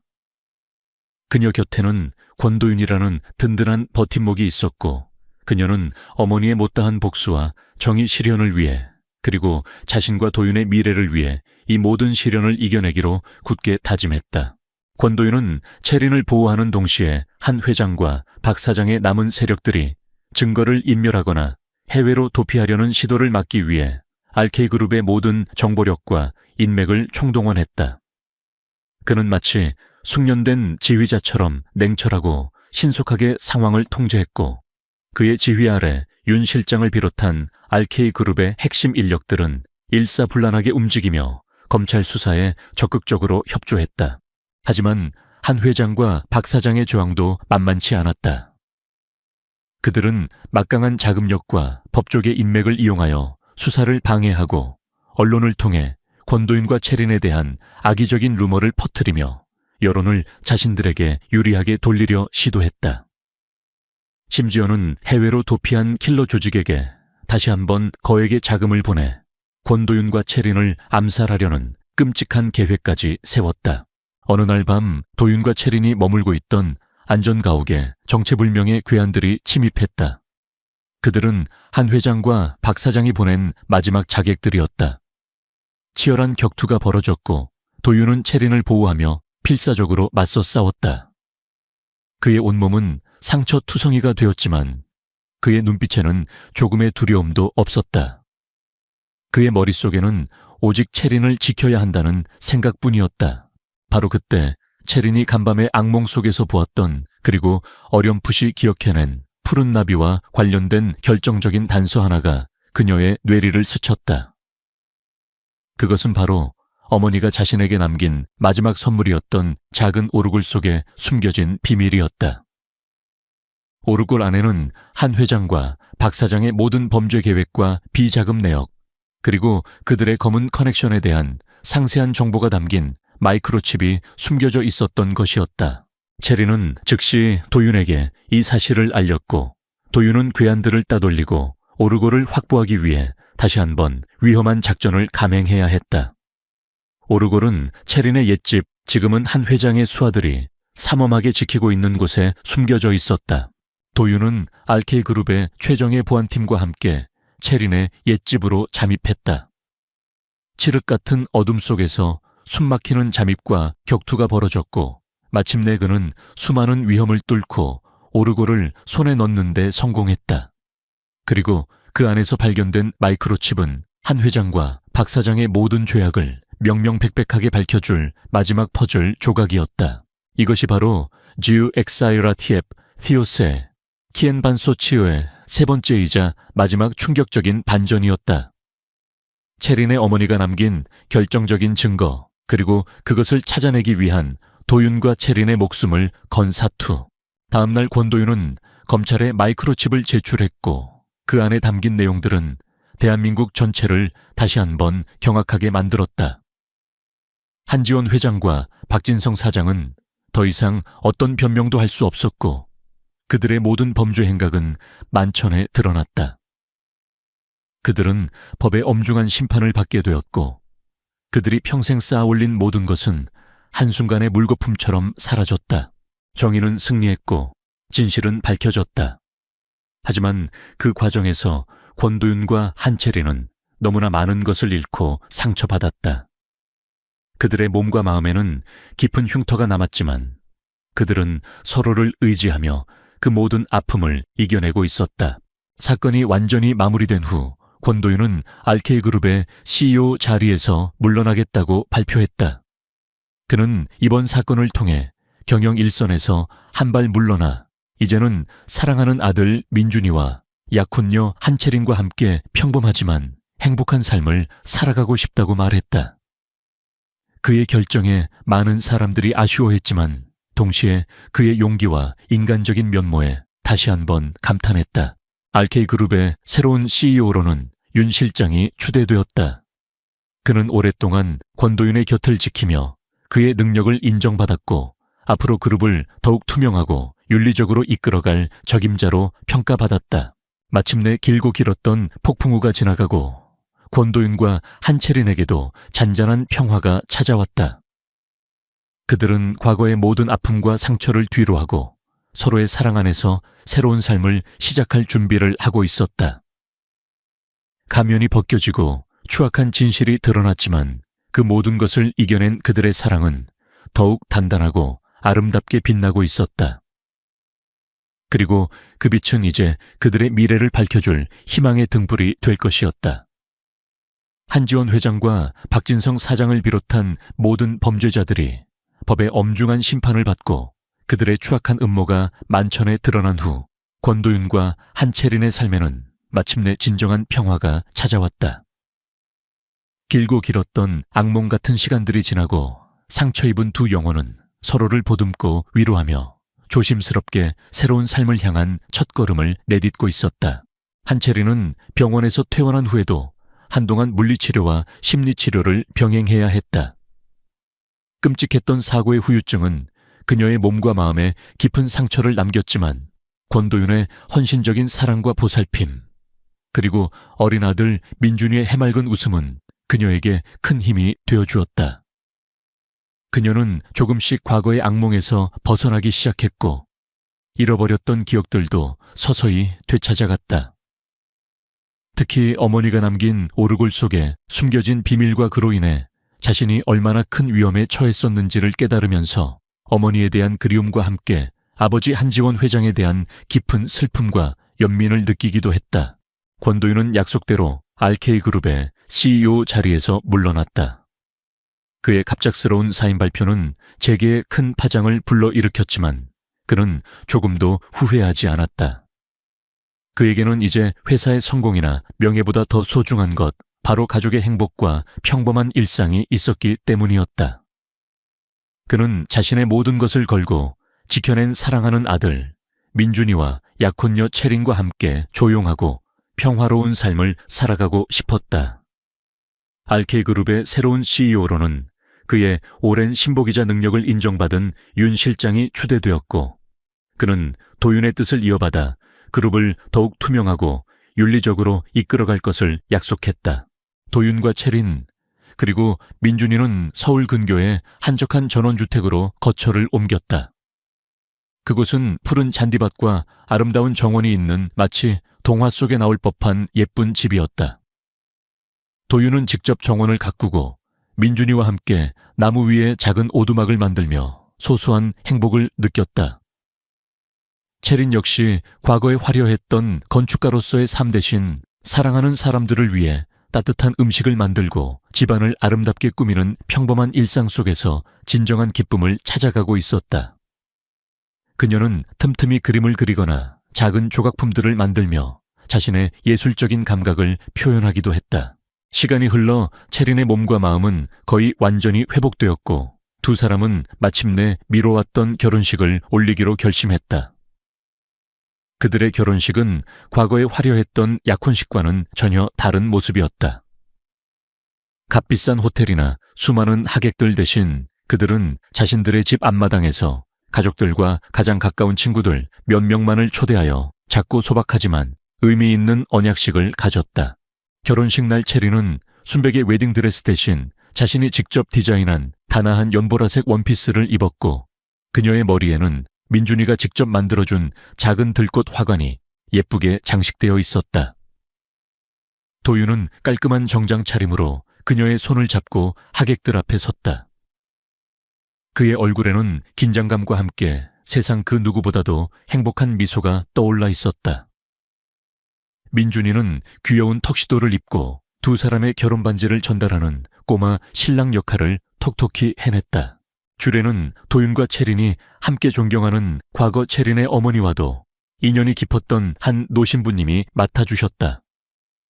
신부님은 두 사람이 겪어온 시련과 사랑 이야기를 언급하며 진정한 행복은 모든 것을 가졌을 때가 아니라 모든 것을 잃을 뻔한 순간을 이겨내고 서로의 소중함을 깨달았을 때 찾아오는 것이라는 감동적인 축사를 전해주었다. 오늘 이 두 사람은 세상 그 어떤 연인보다도 더 깊고 단단한 사랑으로 하나가 되었습니다. 그들의 사랑은 불길 속에서 피어난 꽃과 같았고 절망 속에서 찾아낸 희망과도 같았습니다. 부디 이 아름다운 사랑이 영원히 변치 않고 앞으로 두 사람의 삶에 축복과 기쁨만이 가득하기를 기도합니다. 도윤과 채린은 서로의 눈을 바라보며 영원한 사랑을 맹세했다. 그들의 눈에는 기쁨과 감격의 눈물이 반짝이고 있었다. 그들은 서로에게 반지를 끼워주고 하객들의 뜨거운 박수 속에서 감미로운 입맞춤을 나누었다. 더 이상 그들에게는 어떤 시련도 두렵지 않았다. 그들은 서로의 손을 잡고 앞으로 펼쳐질 그 어떤 미래라도 함께 헤쳐나갈 준비가 되어 있었다. 결혼식이 끝나고 그들은 마당 한쪽에 마련된 작은 테이블에 둘러앉아 조촐한 피로연을 즐겼다. 따스한 봄 햇살 아래 민준이는 두 사람 사이에서 제잘거리며 웃음꽃을 피웠고 도윤과 채린은 그런 민준이의 모습을 사랑스러운 눈빛으로 바라보았다. 그들의 모습은 마치 한 폭의 아름다운 그림과도 같았다. 채린 씨, 오늘 정말 세상에서 가장 아름다운 신부였어요. 도윤이 진심을 담아 말했다. 고마워요, 도윤 씨. 당신 덕분이에요. 당신이 아니었다면 저는 평생 이런 행복을 느껴보지 못했을 거예요. 체린 역시 그의 손을 잡으며 화답했다. 두 사람은 말없이 서로를 바라보았다. 그들의 눈빛 속에는 지난 시간 함께 겪었던 모든 아픔과 기쁨, 그리고 서로를 향한 변함없는 사랑과 감사의 마음이 담겨 있었다. 한때 죽음의 문턱까지 갔던 여자와 그녀를 구하기 위해 자신의 모든 것을 걸었던 남자. 그리고 그들을 둘러싼 충격적인 음모와 배신. 그 모든 시련을 이겨내고 마침내 하나가 된 그들의 사랑 이야기는 우리에게 진정한 용기와 희생, 그리고 인간에 대한 깊은 신뢰가 만들어낼 수 있는 기적을 보여주었다. 그들의 삶은 여전히 때로는 평범하고 소박하겠지만 더 이상 절망적이거나 외롭지 않을 것이었다. 그들에게는 서로를 아끼고 사랑하는 가족이 있었고 세상을 향한 따뜻한 마음과 꺼지지 않는 희망의 불꽃이 가슴속에서 타오르고 있었기 때문이었다. 마음의 상처는 시간이 지나면서 서서히 아물겠지만 그 상처를 통해 얻게 된 서로에 대한 깊은 이해와 사랑은 영원히 변치 않을 것이었다. 그들은 함께 새로운 미래를 약속했고 그 약속은 그들의 삶을 더욱 풍요롭고 아름답게 만들어줄 것이었다. 폭풍우가 지나간 자리에 더욱 찬란하게 떠오르는 무지개처럼 그들의 행복은 이제 막 시작되고 있었다.